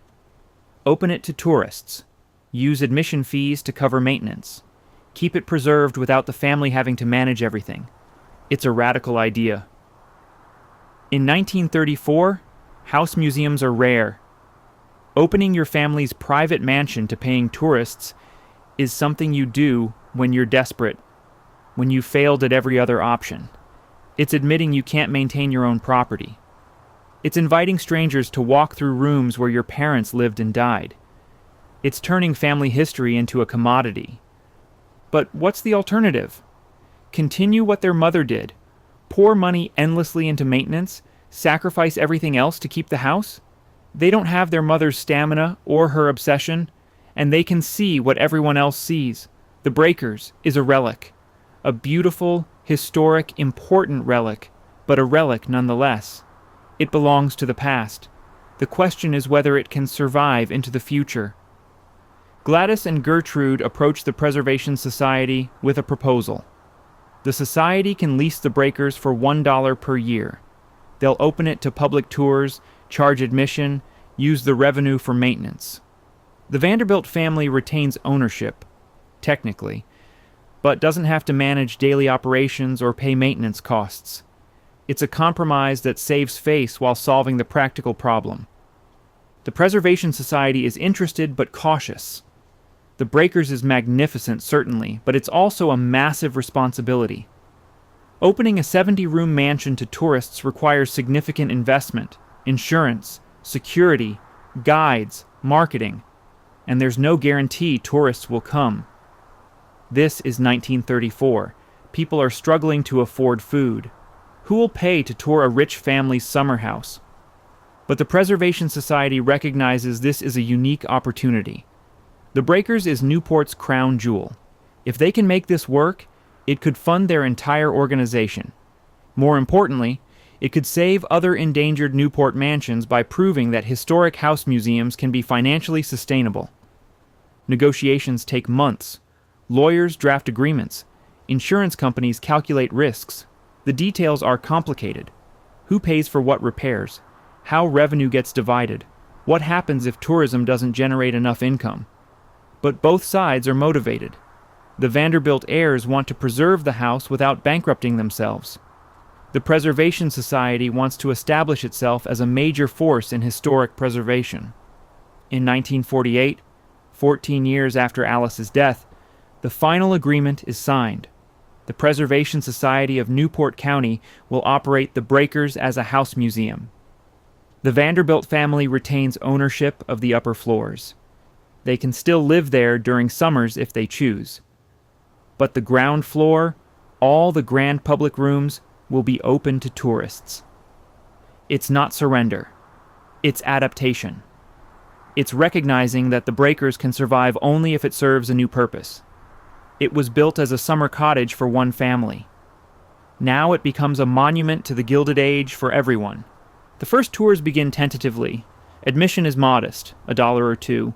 Guides lead small groups through the grand rooms, explaining the history, the architecture, the family stories. Visitors are curious, respectful, awed by the opulence. They walk through the Great Hall, stand in the music room with its platinum walls. Imagine what life was like when the Vanderbilts ruled Newport society. And they come. Not in huge numbers at first. This is still the late 1940s, still recovering from war and depression. But they come. Enough to justify the experiment. Enough to cover basic maintenance. Enough to prove the model works. The Vanderbilt daughters watch this transformation with mixed feelings. Pride that their parents' house is being preserved. Sadness that it's no longer truly theirs. Relief that they're no longer responsible for endless maintenance costs. It's complicated, as family legacies always are, but it's working. Other Newport families pay attention. If the Breakers can survive as a museum, maybe other mansions can too. Maybe there's a path forward that doesn't require abandonment or demolition. Maybe historic preservation isn't just about saving buildings. It's about creating new purposes for old spaces. The 1950s bring increased tourism. More people have cars, leisure time, interest in history. The Breakers becomes a destination. People plan vacations around visiting Newport mansions. What started as an experiment becomes a success story. By the 1960s, the Breakers is one of Newport's major attractions. Other mansions have followed its model. The Elms, Marble House, Rosecliff, all opening to tourists under Preservation Society management. Newport transforms from a dying summer colony into a living museum of the Gilded Age. The mansions that seemed doomed find new life serving a new purpose. The Vanderbilt family gradually withdraws from the Breakers. The upper floors, which they'd retained rights to, go unused. Maintaining even partial residence becomes impractical. In 1972, 77 years after the house opened, the family donates the Breakers entirely to the Preservation Society. No more private ownership. No more family connection. The house belongs to history now. It's the end of the Vanderbilt era at the Breakers, but it's also the beginning of the house's survival. Because what Gladys and Gertrude understood, what their mother couldn't accept, is that sometimes letting go is the only way to preserve what matters. Their father built the Breakers to last forever. Their mother fought to keep it in the family, but their generation saved it by giving it away. The Breakers today, a preservation miracle. Walk up to the Breakers today, and you're approaching a house that's 130 years old, built in 1895, survived everything the 20th century threw at it: 2 world wars, the Depression, the collapse of the social structure that created it, decades of changing American values that made Gilded Age excess seem embarrassing rather than impressive. And it's perfect. Not museum perfect with ropes and barriers making it feel sterile. Alive perfect. The limestone facade glows in the sunlight, clean and maintained. The windows aren't boarded. They're clear, letting light flood the interior. The grounds are immaculate, gardens blooming, lawns manicured. This doesn't look like a 130-year-old house. It looks timeless. Over 400,000 people visit the Breakers every year. That's more visitors annually than the Vanderbilt family hosted in the entire time they owned it. Every day during the summer season, hundreds of people walk through that entrance, gasp at the Great Hall, explore the rooms that once hosted Newport Society's most exclusive events. The tour guides know everything. They'll tell you about Cornelius building it fireproof after the first house burned, about Alice's 40-year struggle to maintain it, about the daughter's difficult decision to let the Preservation Society take over, about how this house, more than any other, proved that historic mansions could survive in modern America. The rooms are preserved exactly as they were. The platinum music room still shimmers. The billiard room's Cipollino marble still gleams. The Great Hall ceiling still makes visitors crane their necks in wonder. Nothing has been modernized or dumbed down. This is authentic Gilded Age excess, preserved for everyone to see and judge and understand. And people love it. They take thousands of photos. They imagine what it would be like to live here, to host parties in these rooms, to have 70 rooms and an army of servants. Some are impressed. Some are appalled by the inequality it represents. Most are just awed by the craftsmanship, the beauty, the sheer audacity of building something this magnificent for 8 weeks of annual use. The Preservation Society of Newport County has become one of America's most successful historic preservation organizations, largely because of the Breakers. The revenue from tours funds not just this mansion's maintenance, but preservation of other historic Newport properties. The model Gladys and Gertrude pioneered, family donation to preservation organization, operation as museum, has been replicated across America. But maintaining the Breakers remains expensive. Monumentally expensive. A new roof costs millions. Repairing the exterior stonework costs millions. Updating systems while preserving historic integrity costs millions. The admission fees help, but they're never enough. The Preservation Society fundraises constantly, solicits donations, manages endowments, all to keep the Breakers standing. Yet it works. Somehow, against all economic logic, this 70-room palace, built for one family's summer vacation, continues existing 130 years later.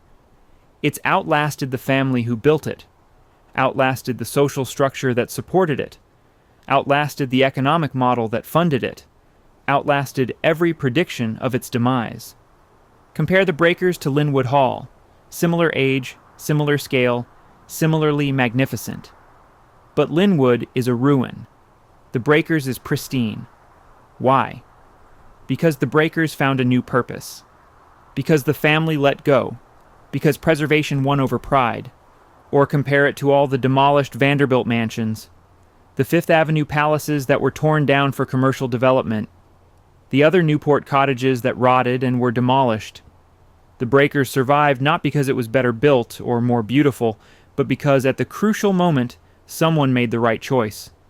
Someone recognized that saving the building mattered more than maintaining family ownership. Today, the breakers isn't just Newport's most visited mansion. It's a symbol of what's possible when preservation is done right, of how historic buildings can serve new purposes while maintaining their integrity, of why the past matters and deserves protection, even when it's uncomfortable or embarrassing. The irony is delicious. Cornelius built the breakers as a private palace, meant to exclude everyone except Newport's elite. Now it's a public museum, welcoming anyone who pays admission. The house designed to demonstrate Vanderbilt's superiority now demonstrates American ingenuity, our ability to preserve history, adapt traditions, make the past accessible to everyone. Walk through those 70 rooms today, and you're walking through more than just a house. You're walking through a miracle, a Gilded Age palace that should have been demolished decades ago but survived through determination, adaptation, and the recognition that some things are worth saving even when they're inconvenient. Richard Morris Hunt designed it to last forever. He was right, but not in the way he imagined. The breakers survives not because it's fireproof or structurally sound, though it's both. It survives because Americans decided it should, because we value history, because we recognize that understanding where we came from helps us figure out where we're going. Cornelius spent $7 million building the breakers and got 4 summers to enjoy it.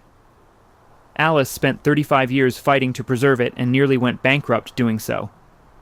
Gladys and Gertrude gave it away to save it.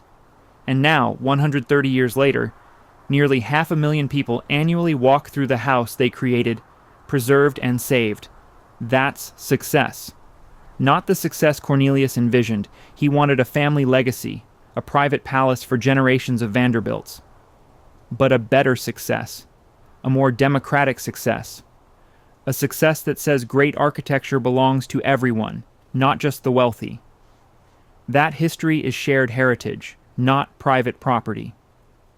The breakers stands today as proof that the past can survive, that beauty endures, that the right choices made at crucial moments can save treasures that seemed doomed. It's the Gilded Age palace that outlasted everyone, the robber barons who built Newport's mansions, the social structure that supported them, the economic model that funded them, the family that owned it. Through fire, death, depression, and change, the breakers survives. Not despite becoming a museum, because it became a museum. That's the survival secret. That's how you make something last forever in America. You share it with everyone.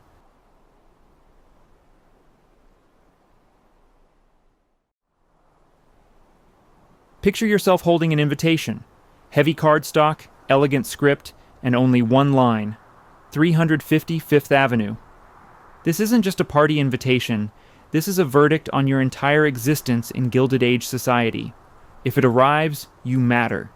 Your business deals close. Your daughters marry well. If it doesn't, you're nobody. Your fortune means nothing. Your mansion is just expensive real estate. One woman controlled who received that invitation for 50 years. Caroline Astor, known simply as the Mrs. Astor, didn't just host parties. She invented American aristocracy. In a nation built on rejecting inherited titles, she created something more powerful, a social hierarchy so rigid that European nobility looked on with envy. Her weapon? Architecture. While others spent fortunes on jewels, Caroline understood something profound. Control the physical spaces where society gathers, and you control society itself. Her ballrooms were sorting machines. Her mansions were fortresses designed to project power and intimidate rivals. The famous 400, the number who could fit in her ballroom, became shorthand for American exclusivity that persists 140 years later. That number wasn't arbitrary. It was architectural. It was calculated genius. But how did she do it? How did one woman, starting from a modest brownstone, build an empire that made industrial titans beg for invitations? How did she turn real estate into absolute social control? This is how Mrs. Astor's mansions gave her total control over the Gilded Age. Not through titles, not through office, through strategic real estate and theatrical genius that transformed American society forever. Before we begin, if you enjoy these deep dives into Gilded Age power and architecture, please hit the like button and subscribe. Your support helps me continue researching and creating these videos. Also, please comment if you have any thoughts on the topic or if you have visited these mansions before. Now let's go inside. The brownstone that started an empire. In 1862, Caroline Schermerhorn married William Backhouse Astor Jr., connecting two of New York's oldest fortunes. The Schermerhorns were Dutch aristocracy, old Knickerbocker money that had been in Manhattan since it was New Amsterdam. The Astors were relatively new money, built on fur trading and ruthless real estate speculation by William's grandfather, Commodore John Jacob Astor. Old money, marrying new money. It should have been a perfect alliance, except nobody particularly cared. New York society in 1862 was chaotic. The Civil War was raging. Fortunes were being made and lost in months. The social structure that had governed New York for generations was collapsing as new industrial wealth flooded the city. Who belonged at the top? Nobody could agree. William's father, sensing an opportunity to elevate his family's standing, made a strategic decision. As a wedding gift, he gave the young couple prime Manhattan real estate, a plot on Fifth Avenue at 34th Street. The location was perfect, central, prestigious, but not yet fully developed. This was before Fifth Avenue became the address. William Sr. understood that his gift wasn't just land, it was position. The couple built their mansion in 1862. From the outside, it was deliberately understated. 4 stories, brownstone, respectable width at 50 feet by 107 feet deep. The only distinguishing features were Nova Scotia freestone accents around the windows and a double stoop entrance flanked by Corinthian columns. Classical. Dignified. Nothing that screamed new money desperation. This was Caroline's first lesson in architectural strategy. Restraint signals, confidence. Her Schermerhorn upbringing had taught her that true aristocracy never needs to shout. The Astors had fought for decades against whispers that they were vulgar, that grandfather's fur-trading fortune smelled of dead animals and sharp dealing. Caroline's brownstone whispered instead, "We've always belonged here." Inside, the house revealed more ambition. 3 connected drawing rooms on the parlor floor created a continuous entertaining space. Not massive by later standards, but clever. Guests could flow between rooms, creating the impression of greater space and grandeur than the footprint suggested. The formal dining room featured English Regency styling, another nod to European sophistication that new money Astors desperately craved. But the heart of the house was the ballroom. Not large, maybe 40 by 50 feet. Capacity, approximately 400 people if you packed them in efficiently. That number would become legendary, but in 1862, it was simply practical. 400 represented Manhattan's entire social elite. Every family that mattered could fit in Caroline's ballroom. The early years at 350 Fifth Avenue were quiet. Caroline was young, still learning her role. She hosted dinners, small receptions, the expected entertainments of a wealthy young matron. Nothing revolutionary. Nothing that suggested the empire she would build. Then 1869 arrived, and everything changed. Directly across Fifth Avenue, retail magnate Alexander Turney Stewart began construction on the largest private mansion New York had ever seen. Not a brownstone, not restrained. A pure white marble palazzo that looked like it had been airlifted from Renaissance Italy and dropped onto Fifth Avenue without apology. Stewart's mansion was obscene by old money standards, massive, elaborate, screaming new money with every marble column and gilded detail. It cost over $2 million, an unthinkable sum. When it was completed in 1869, it dominated the neighborhood like a commercial statement. I'm richer than you, and I want everyone to know it. Caroline, looking out her windows at Stewart's palazzo, understood something crucial. The game had changed. Restraint was no longer enough. If she wanted to maintain social supremacy, she needed to match and surpass the new money families that were building palaces across Manhattan. But she was patient. She watched. She learned. She hosted her annual January ball, carefully curating the guest list, slowly establishing herself as the arbiter of who belonged. The ballroom's capacity helped. 400 people meant 400 families, exclusive enough to matter, large enough to include everyone who needed to be included. Throughout the 1870s and 1880s, 350 Fifth Avenue became the center of New York social life. Not because it was the grandest house, it wasn't.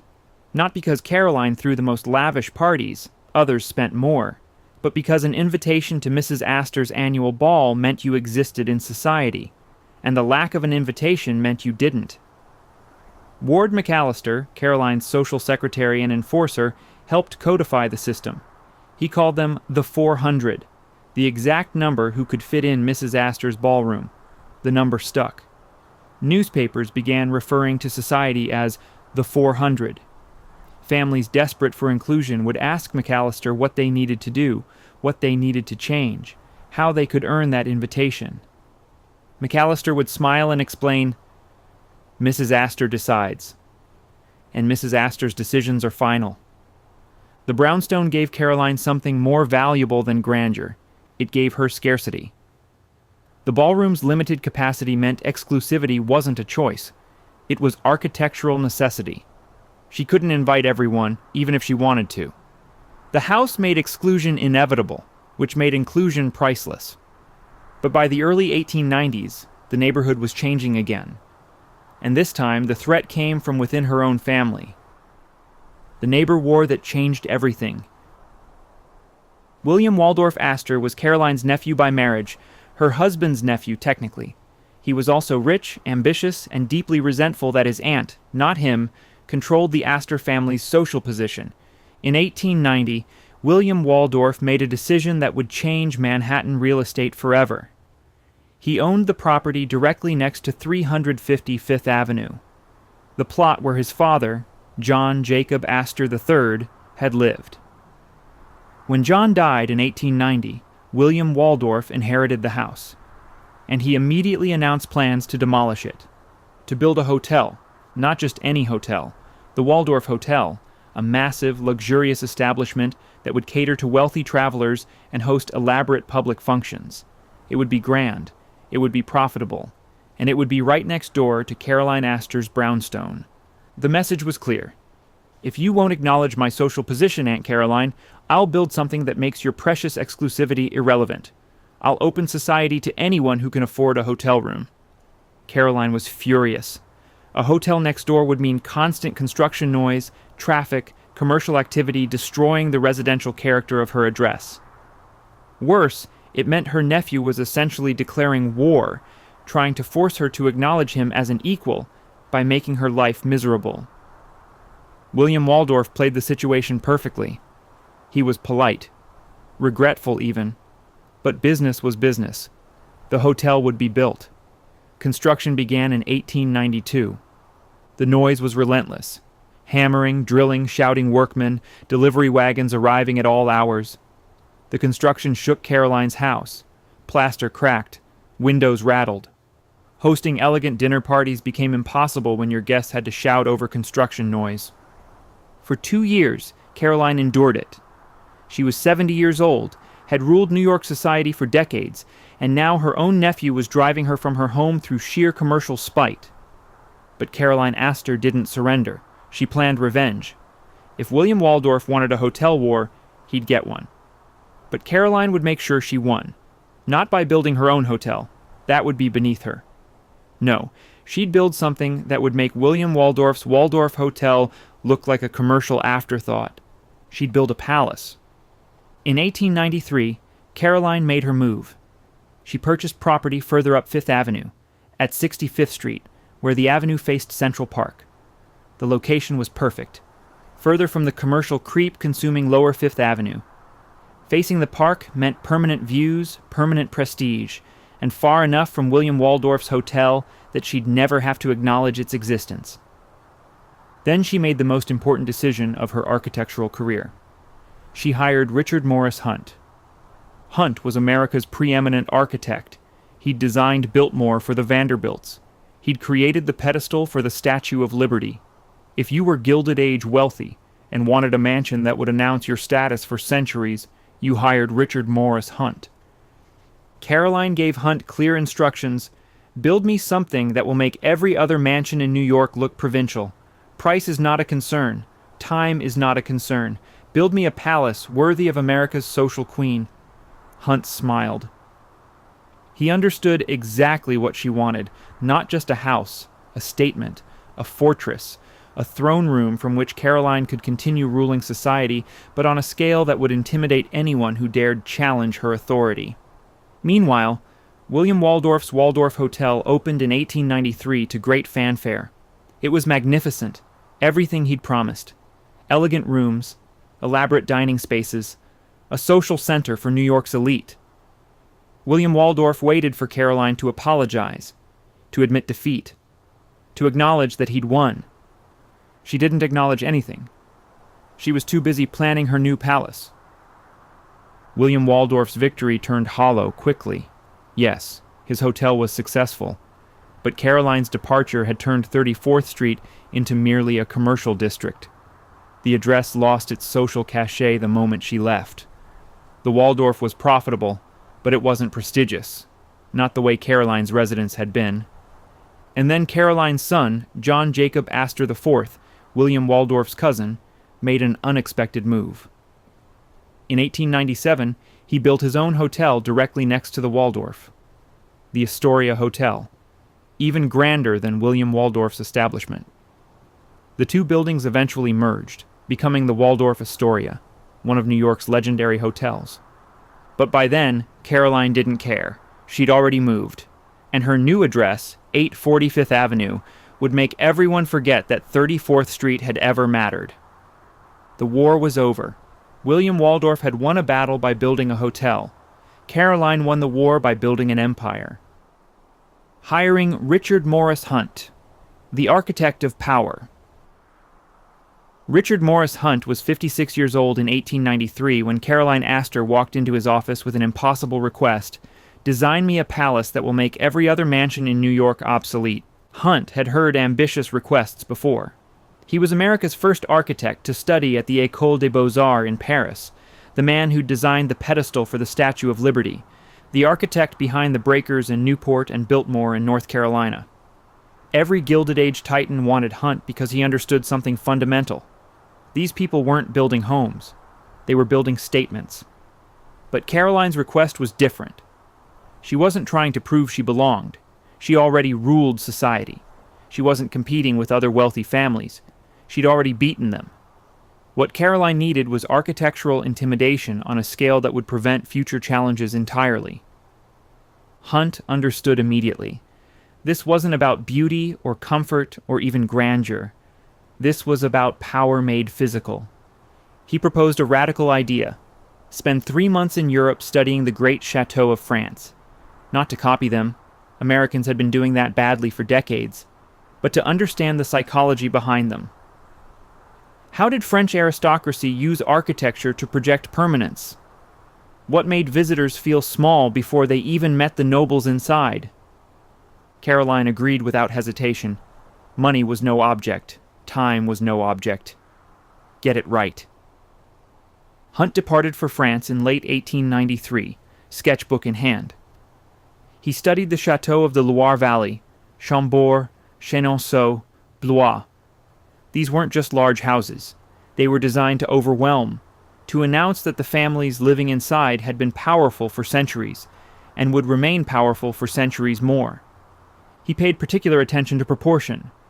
A chateau's power came not from size alone, but from the relationship between scale and detail. Massive walls covered in intricate stone carving, soaring roof lines that drew the eye upward, making visitors crane their necks, grand staircases that forced guests to ascend dramatically, arriving at the main floor already feeling diminished by the journey. Hunt filled notebooks with measurements, sketches, observations about sight lines and material choices. He studied how light fell through tall windows, how marble reflected and amplified grandeur, how the progression through rooms could be choreographed to build anticipation and anxiety in equal measure. When he returned to New York in early 1894, Hunt brought Caroline something more valuable than drawings. He brought psychological architecture. The design he presented wasn't a copy of any single French chateau. It was a synthesis, the best elements of French Renaissance architecture adapted for American ambitions and Manhattan's rectangular lots. The style would be early 16th century French Renaissance, reminiscent of the Chateau de Blois, but larger, more elaborate, more intimidating. Hunt explained his vision. The mansion would read as two separate residences joined by a magnificent glass-domed entrance hall. From the street, it would appear as one unified palace. Inside, careful planning would separate Caroline's domain from her son John Jacob Astor IV's residence, while shared spaces, particularly the ballroom, would demonstrate family unity and dynastic ambition. The entrance sequence was crucial. Visitors would pass through bronze gates, cross a forecourt, enter through massive doors into a vestibule lined with marble busts of Astor ancestors. Hunt understood the psychological power of making guests walk past previous generations before meeting the current matriarch. It announced, "This family has history, permanence, continuity. You are temporary. We are eternal." From the vestibule, guests would enter the great hall, 3 stories of marble magnificence with a cantilevered staircase rising dramatically upward. Hunt designed this space to make visitors feel physically small. The ceiling soared 50 feet above. The stairs were wide enough for 10 people to ascend side by side, but most guests would climb alone, acutely aware of their insignificance in this vast stone theater. Every material choice reinforced the message. Indiana limestone for the exterior, it would last centuries, weathering to a dignified patina that suggested age even when new. French con stone for interior walls, the same material used in medieval cathedrals. Black marble for the dining room because nothing says permanence like stone so heavy it requires reinforced floors. Hunt also understood modern comfort hidden behind historical aesthetics. The mansion would have central heating, massive coal-fired boilers in the basement sending steam through miles of pipes. Electric lighting throughout, powered by the building's own generator. Elevators for staff and family. Modern plumbing with hot and cold running water in every bathroom. This juxtaposition was intentional. The house would look like a 16th century French chateau, but function with 1890s American technology. Guests would experience the intimidation of old-world aristocracy without any of the discomfort. It was theatrical illusion backed by modern engineering. Hunt's fee was substantial, tens of thousands of dollars just for the design work. But Caroline understood she wasn't paying for architectural drawings. She was paying for Hunt's understanding of power, his ability to translate social dominance into physical form. Construction began in 1894 on 2 adjacent lots at 5th Avenue and 65th Street. The site measured 100 feet by 100 feet, substantial but not enormous by Gilded Age standards. Hunt's genius was making the space feel vast through proportion and detail rather than raw square footage. He hired the finest craftsmen available, stonemasons from Italy who'd learned their trade working on cathedrals, French artisans who specialized in the intricate plasterwork that would cover ceilings throughout the mansion. The same workshops that had created interiors for European nobility now worked for Mrs. Astor. Hunt visited the construction site daily, checking every detail personally. When limestone blocks arrived from Indiana quarries, he inspected each one for color consistency. When Italian craftsmen installed marble floors, He verified the patterns matched his drawings exactly. This level of obsessive attention cost money and time, but Hunt knew Caroline would accept nothing less than perfection. Jules Allard, the legendary interior designer, worked alongside Hunt, creating the French-style interiors.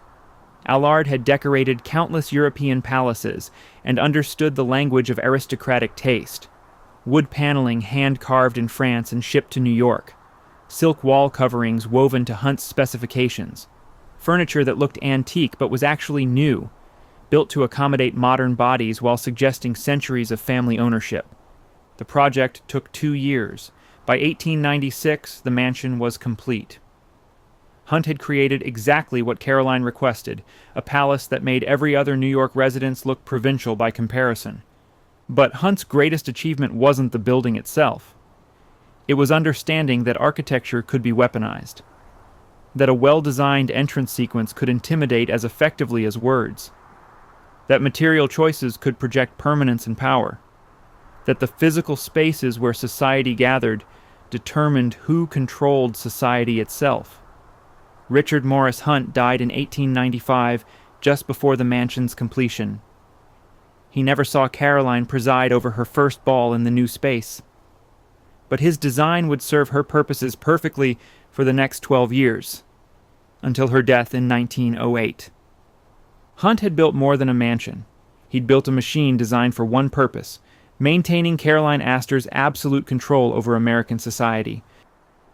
The double mansion strategy. The mansion that rose at 840 to 842 Fifth Avenue wasn't one house. It was two. And that distinction was everything. From the street, visitors saw a unified French chateau, symmetrical, elegant, impossibly grand. 4 stories of Indiana limestone rising from the corner of Fifth Avenue and 65th Street, facing Central Park with aristocratic confidence. The facade suggested one massive palace belonging to one powerful family. But behind that unified exterior lay careful separation. The building's design created 2 distinct residences divided by a central partition wall, each with its own entrance, its own service areas, its own private spaces. Caroline occupied the northern half at 840 Fifth Avenue. Her son John Jacob Astor IV occupied the southern portion at 842 Fifth Avenue. This wasn't about saving money by building together. Both had fortunes sufficient to build separate palaces. This was strategy. And Caroline's strategic genius was operating on multiple levels simultaneously. First, the appearance of unity. A divided mansion still looked like one palace from outside. The message to society was clear.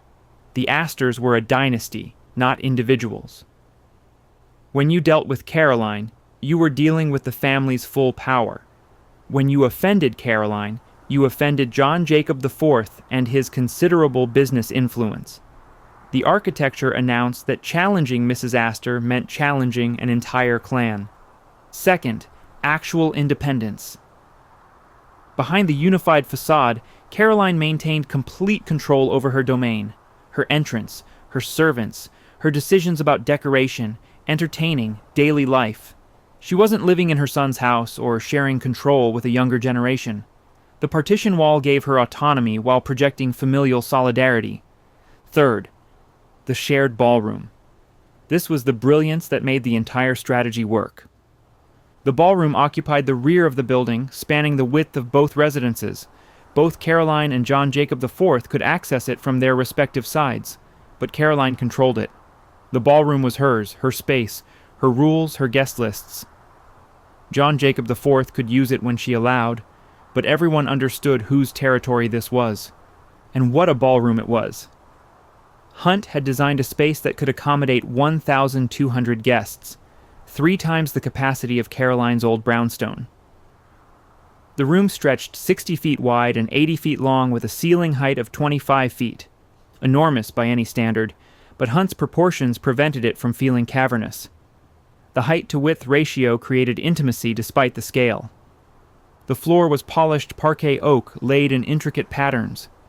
Massive mirrors covered one wall, doubling the apparent size and reflecting candlelight, later electric light, to create the illusion of endless space filled with endless people. French doors along the park-facing wall could open in warm weather, extending the ballroom onto a terrace. But the ballroom's real genius was its capacity calculation. 1,200 wasn't arbitrary. It was strategic. Caroline's old ballroom held 400, and the 400 had become shorthand for American society's absolute peak. Those 400 families represented everyone who mattered, packed into one room during her annual January ball. It was exclusive precisely because it was constrained. The new ballroom's capacity of 1,200 changed the mathematics entirely. Now Caroline could maintain the 400 as her inner circle while accommodating another 800 guests in concentric rings of decreasing intimacy. The ballroom's geography became a physical manifestation of social hierarchy. The innermost area, closest to where Caroline received guests, remained the exclusive zone, the 400's traditional territory. But now a second tier could be included. Important, but not essential families. Business magnates whose fortunes were too new for full acceptance but too large to ignore. Foreign nobility visiting America. Politicians whose influence was useful even if their pedigree was lacking. And the outer edges of the ballroom, farthest from Caroline, could accommodate a third tier. Aspirants, strivers, families desperate to be seen at Mrs. Astor's ball even if they never spoke to her directly. Their presence at the periphery served multiple purposes. They filled the space, they demonstrated Caroline's expansive power, and they provided the 400 with people to look down upon, reinforcing the inner circle's superiority. The ballroom's design facilitated this hierarchy. Hunt had created subtle variations in ceiling height and detail that made some areas feel more prestigious than others. The section nearest Caroline featured the most elaborate plasterwork, the finest materials. As you moved away from the center, decorative details simplified slightly. Not enough for casual observers to notice, but enough that those attuned to such gradations understood their position. The shared entrance hall connecting the two residences was equally theatrical. Hunt designed a glass-domed space with marble walls and a fountain featuring bronze dolphins and infant Neptunes spouting water. Visitors entering for the first time would pass through bronze gates, cross the forecourt, enter the vestibule lined with Astor ancestor busts, then emerge into this spectacular hall where light filtered through the glass dome, reflecting off marble and water. The effect was overwhelming by design. Before guests even reached Caroline or the ballroom, they'd been subjected to a carefully choreographed sequence of spaces, each one more impressive than the last, each one reinforcing the message, "You are entering the domain of America's most powerful family. Behave accordingly." The dining rooms in each residence further demonstrated the double mansion's strategic brilliance. Caroline's dining room was pure theatrical intimidation. Black marble walls. Black and white marble tiled floors covered with polar bear rugs. A massive marble fireplace carved with hunting scenes. Tapestries depicting medieval nobles at sport. The room announced that the Astors weren't new money pretending to be aristocracy. They were aristocracy, with the ancestral trappings to prove it. John Jacob IV's spaces were similarly grand but slightly less imposing. His residence functioned as the family's business headquarters, where he met with associates, conducted financial negotiations, hosted dinners related to his various enterprises. His dining room projected power, but prioritized functionality over pure intimidation. This division of purpose made the double mansion more effective than two separate houses would have been. Caroline's side specialized in social warfare, every space designed to intimidate, impress, and maintain her position as society's queen. John Jacob IV's side handled business and political influence. Together, the building projected total dominance across all spheres that mattered in Gilded Age America. The construction had cost a fortune. Estimates ranged from $1 to $2 million, equivalent to perhaps $50 million or more today. But Caroline viewed it as investment, not expense. Every dollar spent on intimidating marble and elaborate plasterwork was a dollar that reinforced her power, prevented challenges, maintained the system that kept her at the top. When the mansion was completed in 1896, the effect on New York society was immediate. Other wealthy families suddenly found their own homes wanting. The Vanderbilts' massive Fifth Avenue palazzo looked gaudy by comparison. The new money families building ornate mansions further up Fifth Avenue looked like they were trying too hard. Caroline's restraint, French Renaissance elegance rather than Italianate excess, made everyone else's architectural choices seem nouveau riche. More importantly, the double mansion announced that the Astor family dynasty was permanent. This wasn't a house that would be sold when one generation died. The structure physically accommodated family continuity, mother and son, today, but implying future generations would occupy these connected residences, perpetuating Astor power indefinitely. Of course, that permanence would prove illusory, but in 1896, standing in the shadow of Hunt's masterpiece, with Caroline presiding over ballroom spectacles that made European courts seem provincial, the Astor dynasty felt eternal. The double mansion had achieved exactly what Caroline intended: architectural dominance so complete that challenging her social authority would require challenging a building that looked like it had stood for centuries and would stand for centuries more. The ballroom as social sorting machine. The ballroom at 840 Fifth Avenue wasn't just a room where parties happened. It was a precision instrument designed to sort, rank, and control American society with mechanical efficiency. Think of it as a machine. Input: 1,200 guests arriving with varying degrees of social status, wealth, and ambition. Output: a clear hierarchy visible to everyone present, with each person's exact position in society, demonstrated by their physical location, relative to Mrs. Astor. The sorting began before anyone entered the ballroom. Invitations went out in January for the annual ball, typically held in late January or early February. Receiving an invitation meant you existed. Not receiving one meant you didn't, at least not in any way that mattered to the people who controlled business, politics, and culture in Gilded Age America. But the invitation was just entry to the machine. What happened inside the ballroom determined your actual status. Caroline received guests while standing in a specific location, typically near the center of the ballroom, backed by Hunt's most elaborate architectural details. She wore a diamond tiara that caught the light, ensuring she was visually identifiable even in a crowd of 1,200. This wasn't vanity, it was strategic visibility. Everyone needed to know exactly where she stood so they could orient themselves accordingly. The closest circle, perhaps 20 feet radius around Caroline, was reserved for the 400's absolute core. Old money families with impeccable lineage, her closest social allies. People she genuinely liked, which was rare. This inner circle could approach Caroline directly, speak with her, be seen in her immediate presence. That visibility mattered enormously. Business deals were negotiated based on who was seen talking to Mrs. Astor. Marriages were arranged between families who stood together in her circle. The second ring, extending perhaps to 50 feet, included the rest of the 400. Important families, necessary allies, people whose absence would be noticed. They could approach Caroline if she signaled permission.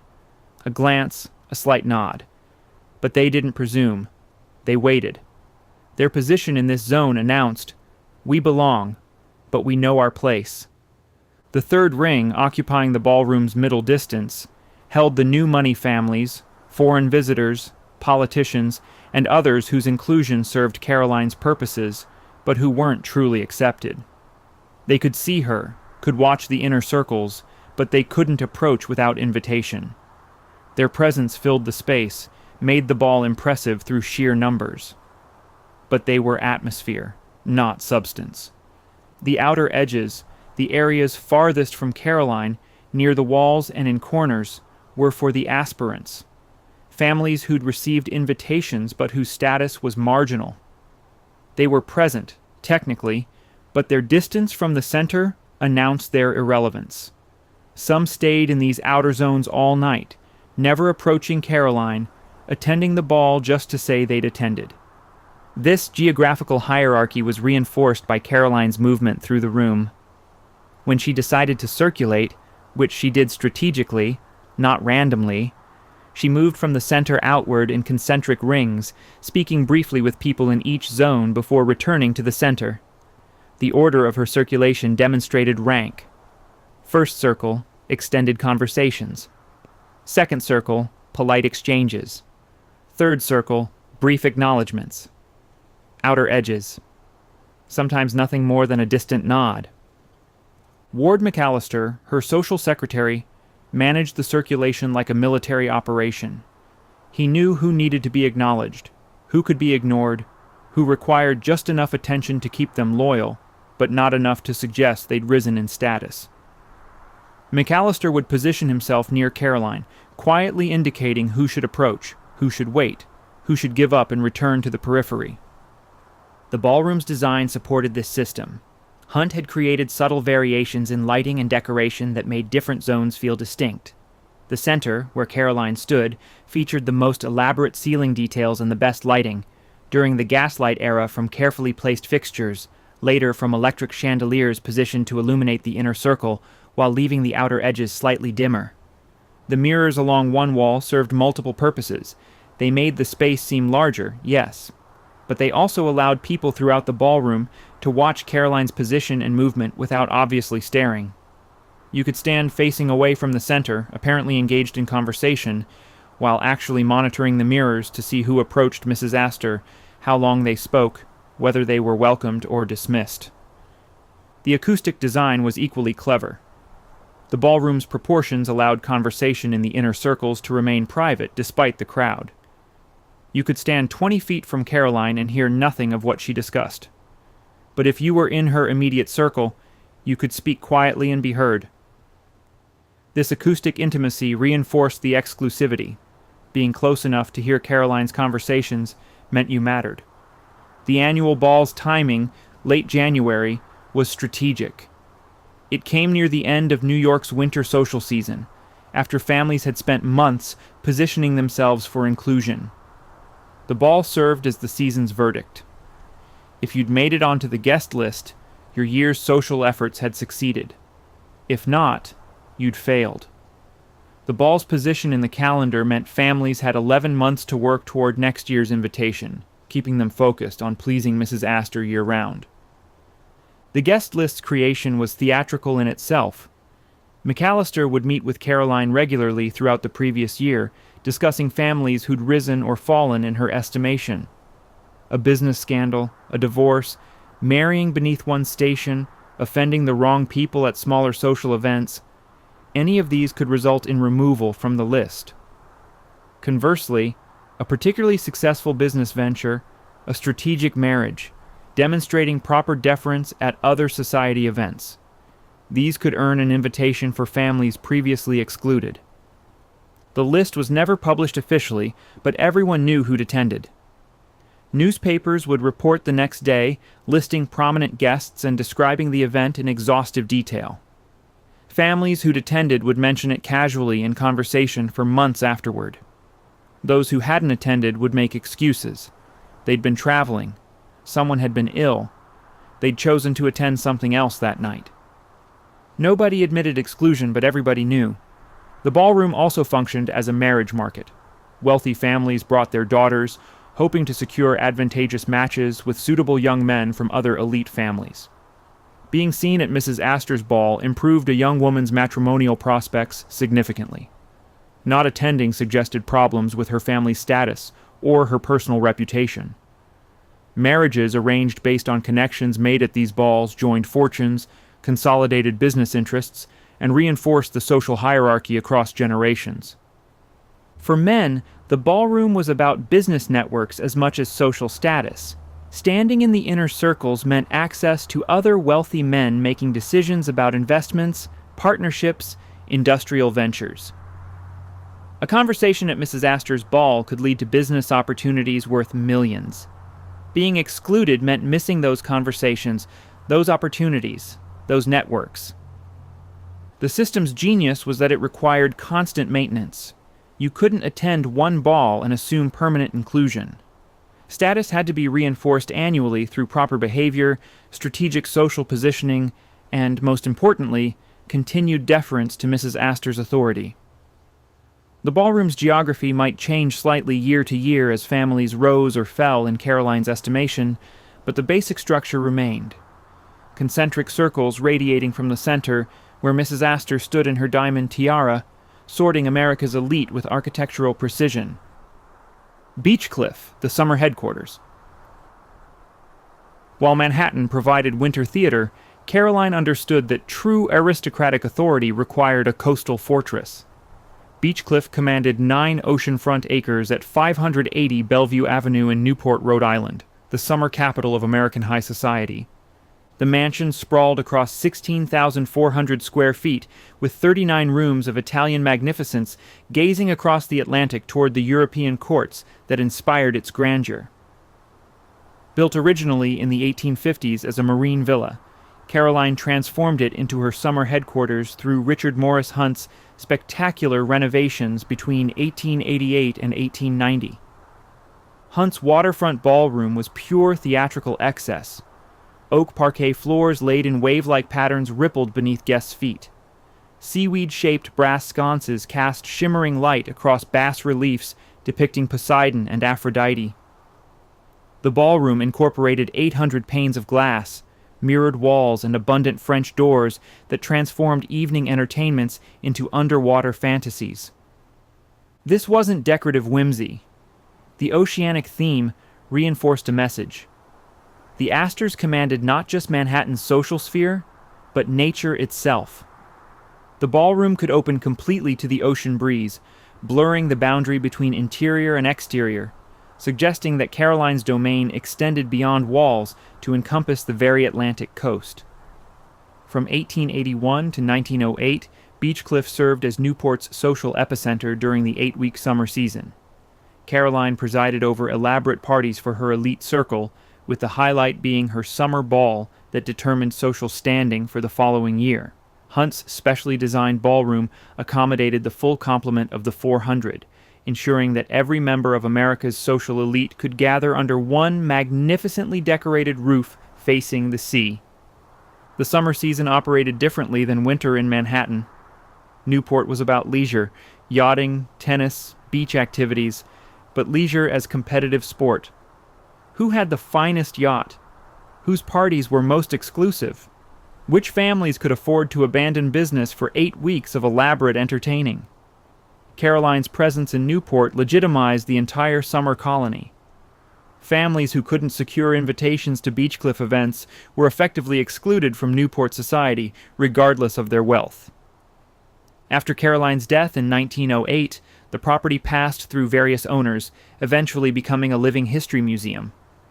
In 2010, Oracle founder Larry Ellison purchased Beechcliff for $10.5 million and launched a comprehensive restoration exceeding $100 million. The project, overseen by architect John Grosvenor, aims to return Beechcliff to its 1881 appearance, creating the Beechcliff Art Museum to house Ellison's collection of 18th and 19th century European art. The restoration includes rebuilding the dramatic arched loggia, destroyed by Hurricane Carol in 1954, and restoring Hunt's original features lost to time and weather. That a tech billionaire would invest over $100 million restoring Caroline Astor's summer palace proves that Gilded Age glamour retains its power to captivate, even when the social system it supported has long since collapsed. Ferncliff, the feudal kingdom. Beyond the glittering ballrooms lay Ferncliff, 2,800 acres in the Hudson River Valley that revealed the Astors' most ambitious vision. Creating American aristocracy required not just social dominance but actual feudal landholding. The estate sprawled across Rhinebeck's rolling hills like a self-contained principality. A substantial mansion built in 1874, dairy and poultry operations, horse breeding stables, multiple staff quarters, a private railroad siding. This wasn't a retreat. It was territorial control on European scale. Here's what's remarkable. Caroline rarely visited. She preferred European spas to pastoral American landscapes. Ferncliff was William's passion, and later John Jacob Astor IV's domain. But Caroline understood its strategic value even without personal attachment. Gilded Age aristocracy required demonstrating that your wealth came from land, not just industry.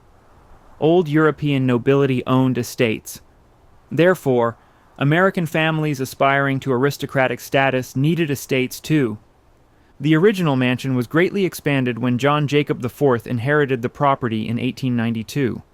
In 1902, he commissioned Stanford White to design a remarkable sports pavilion, 40,000 square feet, including one of America's first indoor swimming pools, tennis court, squash court, and bowling alley.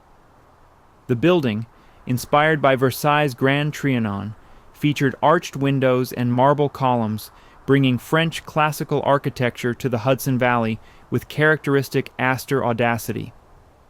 The estate included a gatehouse designed by Louis Ayres in 1879, various staff quarters, dairy barns, a tea house, and a greenhouse imported from England. Impressive iron gates from 1895 marked the main entrance like medieval fortifications protecting modern nobility. What Ferncliff represented was legitimacy through land. The Astors could be dismissed as mere merchants, fur traders, real estate speculators, commercial operators. But a 2,800-acre working estate with agricultural operations and architectural splendor, that suggested permanence, rootedness, the kind of dynastic continuity that European aristocracy had and American new money desperately wanted. Caroline never needed to visit for Ferncliff to serve her purposes. Its existence in the family portfolio announced, "We're not just rich. We own the land itself. We're not temporary. We're established." After John Jacob IV's death on the Titanic in 1912, the estate passed to his son William Vincent Astor, who eventually demolished the original mansion in the 1940s and converted Stanford White's sports pavilion into his primary residence, Astor Courts. Following Vincent's death in 1959, Brooke Astor broke up the massive estate, donating 200 acres to establish Ferncliff Forest Nature Preserve in 1964, with other portions becoming private homes and a nursing facility. Eric and Wendy Schmidt purchased Astor Courts in 2016, undertaking extensive restoration with PBDW architects, and Samuel White, Stanford White's great-grandson. The estate's fragmentation after 1959 reflected changing American attitudes toward landed wealth, but its century of Astor ownership had accomplished its purpose, proving the family's aristocratic credentials through territorial control. The architecture of intimidation. Caroline Astor's genius wasn't just building grand houses, it was understanding how physical spaces could psychologically manipulate everyone who entered them. Every detail of her mansions was calculated to create specific emotional responses. Let's examine the techniques she and her architects employed to maintain control through environmental psychology.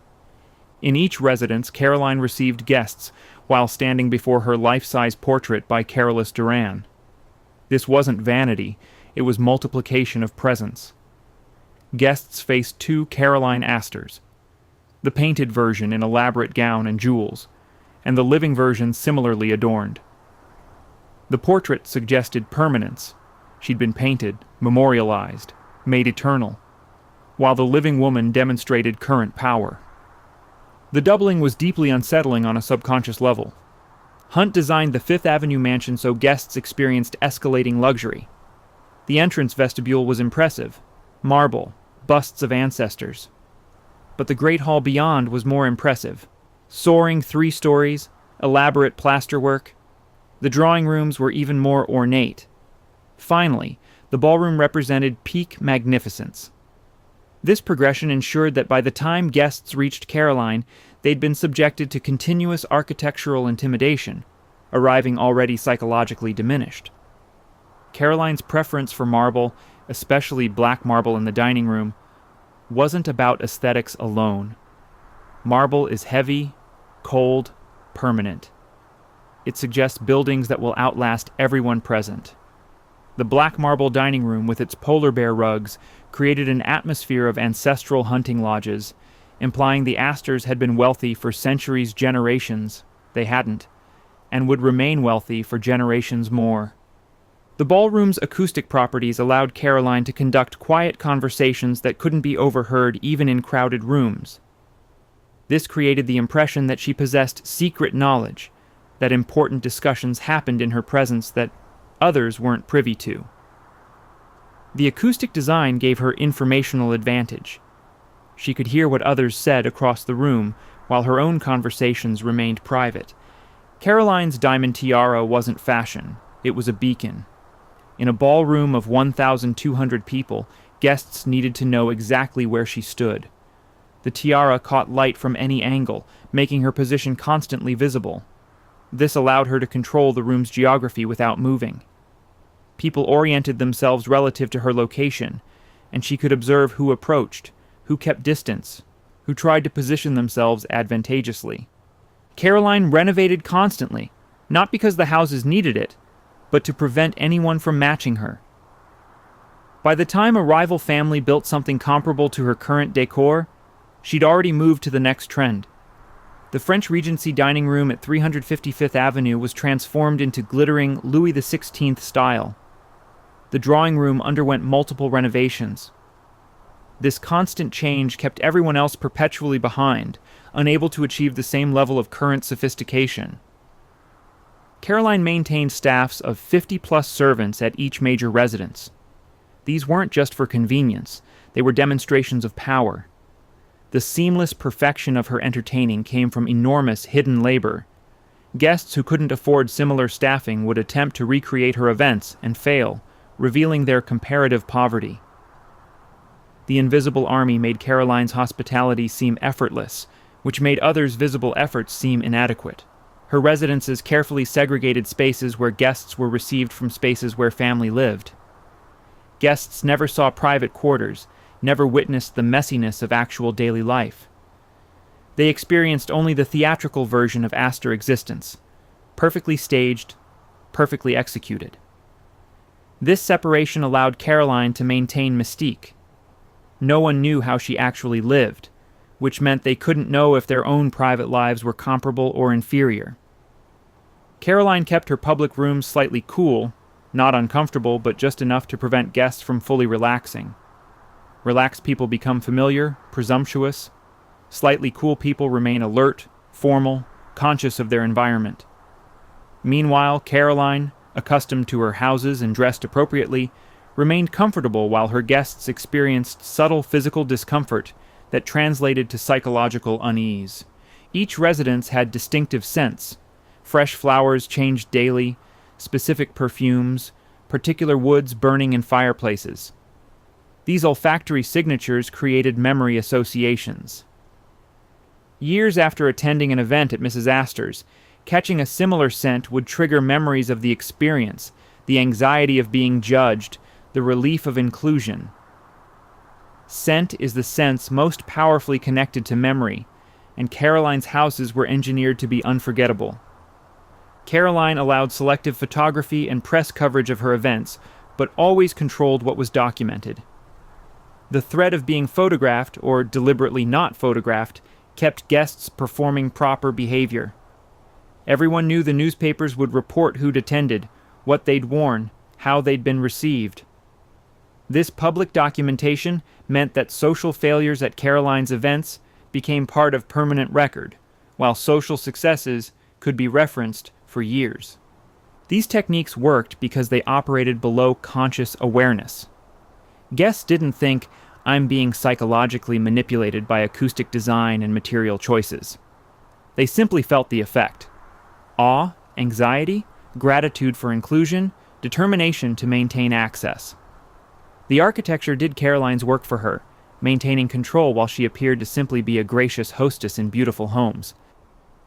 When the empire crumbled.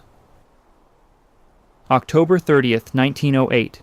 Caroline Schermerhorn Astor died at 845th Avenue, age 78. The woman who'd ruled American society for half a century was gone, and her empire began collapsing immediately. The funeral was appropriately grand. Services at Grace Church, burial at Trinity Cemetery. Obituaries in every major newspaper documenting her reign as America's social queen. But beneath the respectful coverage, a question circulated through society. What happens now? John Jacob Astor IV inherited his mother's mansion. He owned the building, the furnishings, the physical spaces where Caroline had wielded power. What he didn't inherit was her authority. That died with her. John Jacob IV tried. He He hosted parties at 840 Fifth Avenue, attempting to continue his mother's traditions. But something fundamental was missing. The guests came. How could they refuse an Astor invitation? But the gatherings felt hollow. Without Caroline standing before her portrait, receiving guests with that particular combination of graciousness and intimidation, the mansion was just an expensive venue. The ballroom that had sorted American society with mechanical precision became just a room. Large, certainly. Beautiful, absolutely. But no longer imbued with the power to determine social standing through geographical proximity to the hostess. John Jacob IV lacked his mother's gift for making architectural space perform social work. Part of the problem was gender. Gilded Age society granted women authority over social matters that men simply didn't possess. A man hosting parties was doing business networking or entertaining for political purposes. A woman hosting parties was performing the serious work of society maintenance. John Jacob IV could never occupy his mother's role because that role was inherently feminine in late 19th, early 20th century America. But the larger problem was that the system Caroline had built required her specific personality, her strategic intelligence, her ruthlessness disguised as graciousness, her decades of accumulated social knowledge about which families had risen or fallen and why. This wasn't transferable authority, it was personal power that happened to operate through architectural spaces. By 1910, New York society was fragmenting. Without Caroline's centralizing authority, multiple competing social leaders emerged. The Vanderbilts had always been powerful, but now they weren't competing with Mrs. Astor. They were competing with each other and various other wealthy families for social supremacy. The clear hierarchy that Caroline had maintained dissolved into confusion. Then, April 15th, 1912. The Titanic sank, taking John Jacob Astor IV with it. He'd been traveling with his second wife, Madeline, a woman 30 years his junior, controversial precisely because the age gap violated social propriety. John Jacob IV had forced society to accept the marriage through sheer wealth and Astor name recognition. But he'd spent social capital doing so, capital his mother would never have wasted on personal desires. When he died at sea, the symbolism was impossible to ignore. The Titanic represented Gilded Age excess at its peak, the largest, most luxurious ship ever built, supposedly unsinkable, destroyed on its maiden voyage by an iceberg. John Jacob Astor IV, one of the wealthiest men in America, inheritor of his mother's social empire, unable to save himself, despite unlimited money. The metaphor was perfect. Wealth couldn't protect against fate. Power had limits. The Gilded Age's assumptions that money solved everything, that the established order would persist indefinitely, that certain families would always rule, were proven false in the North Atlantic's freezing water. After John Jacob IV's death, 840 Fifth Avenue lost whatever remaining social significance it possessed. His widow Madeline had no interest in continuing society traditions. His son Vincent inherited the property, but lived primarily at other Astor residences. The double mansion, designed to house generations of family dynasty, housed no one in particular. The neighborhood was changing anyway. Fifth Avenue above 59th Street was becoming increasingly commercial. The residential palaces of the 1890s were impractical, expensive to maintain, surrounded by businesses and hotels that destroyed the exclusive atmosphere. One by one, Gilded Age families were abandoning their mansions or converting them to other uses.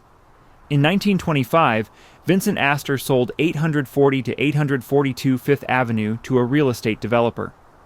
The double mansion, Caroline's Palace, Hunt's masterpiece, the building designed to project Astor permanence for centuries, was demolished in 1926, 20 years after Caroline's death, 18 years after its completion.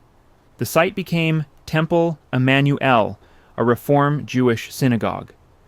The symbolism was striking. The building designed to house Christian American aristocracy replaced by a temple serving Jewish immigrants and their descendants. Exactly the kind of new Americans that Caroline's 400 had been designed to exclude.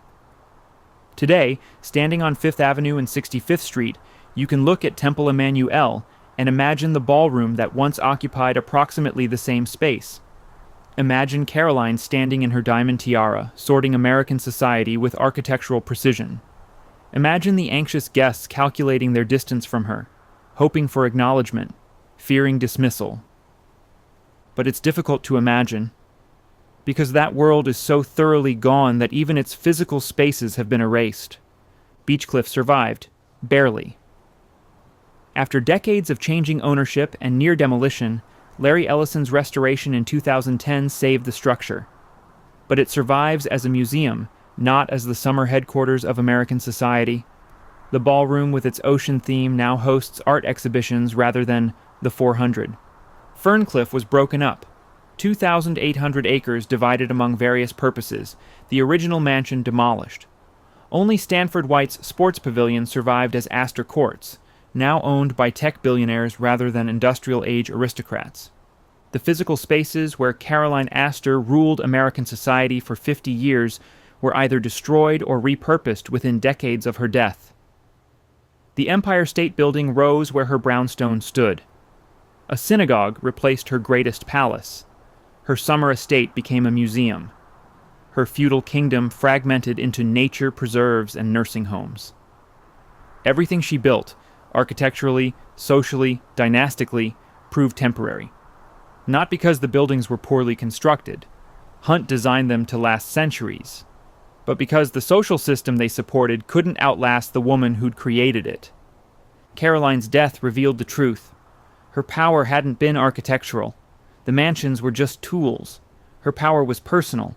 Intelligence, strategy, ruthlessness, decades of accumulated knowledge about society's mechanics. When she died, that knowledge died. The buildings remained briefly, emptied of meaning, until economics and changing times erased them too. The legacy. How one woman invented American society. Caroline Astor died in 1908. Her mansions were demolished by 1931. The social system she created collapsed within years of her death. Yet we're still talking about her. Still fascinated by the 400, still studying her strategies. Why? Because Caroline Astor invented something that persists even after its physical manifestations vanished. She created the template for American social hierarchy in a nation that officially rejected hierarchy. America was founded on the rejection of inherited titles and aristocratic privilege. No nobility, no hereditary power. Everyone theoretically equal under law. But Caroline understood that humans crave hierarchy, that societies naturally stratify, that people desperately want to know who's above them and who's below them. She gave Americans aristocracy without calling it aristocracy. She created exclusivity without inherited titles. She built a system where you could rise through proper behavior and advantageous marriage, theoretically, but where in practice she controlled access absolutely. The genius was making it seem natural. Of course, only 400 people could fit in the ballroom. That was architectural constraint, not arbitrary exclusion. Of course, you needed 3 generations of respectable lineage. That was tradition, not discrimination.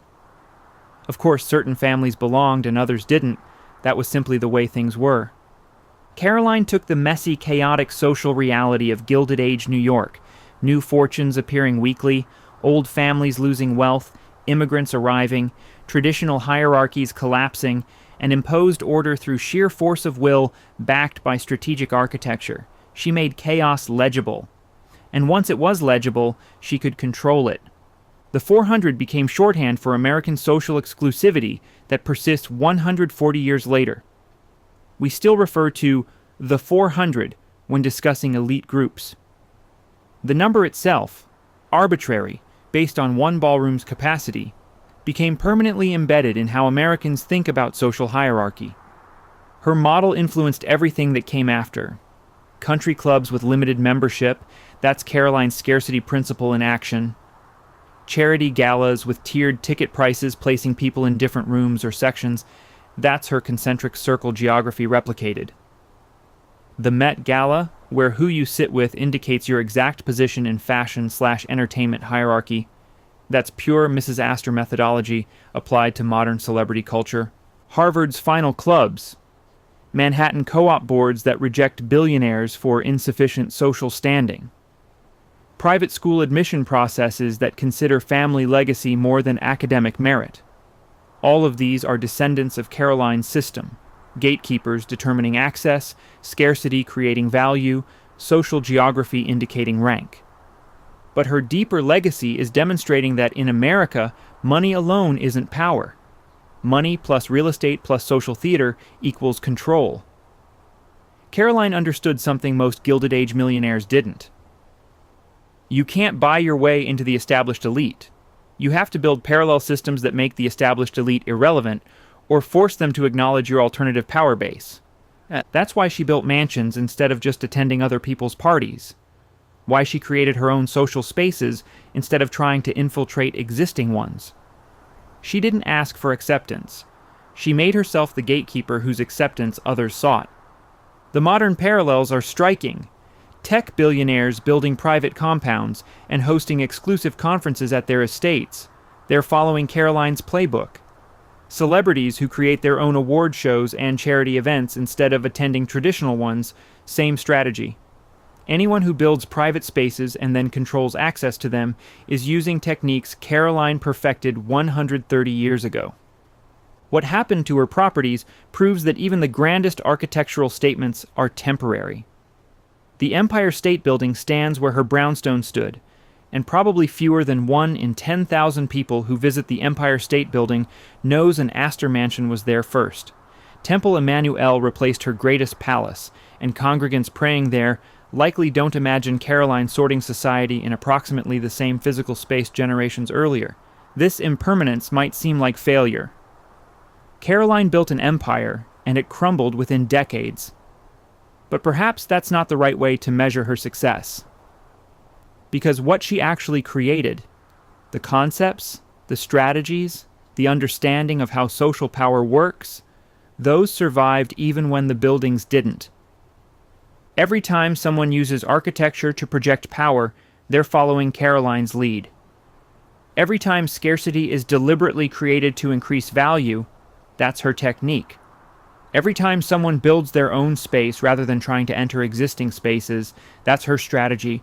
She proved that in America, where official aristocracy is forbidden, you can create unofficial aristocracy through social theater performed in carefully designed architectural spaces. You can sort people into hierarchies they'll accept as natural because they're based on physical geography rather than explicit rules. You can control who matters by controlling who gets invited to the spaces where people who matter gather, the mansions are gone, the social system collapsed, the Astor dynasty fragmented, but the model remains. Because Caroline Astor understood something fundamental about human nature, we need to know where we stand. Give people a clear hierarchy, and they'll generally accept their place in it, especially if you make that hierarchy visible through physical space, through who stands where, through architectural intimidation dressed as hospitality. She weaponized real estate, and that weapon remains available to anyone who understands how she wielded it. That's her legacy.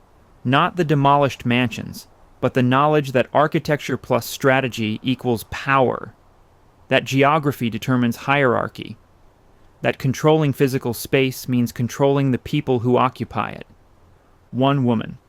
4 primary mansions. 50 years of absolute social control. The buildings are gone, but what she proved, that you can dominate American society through architectural strategy, that knowledge survives. That's why we're still studying her. That's why her story matters. Because anyone who wants to understand power, how it's built, how it's maintained, how it eventually crumbles, can learn from Caroline Astor. The woman who ruled the Gilded Age from ballrooms, carefully designed to sort America's elite with mechanical precision. The woman who understood that in America, whoever controls the party controls everything.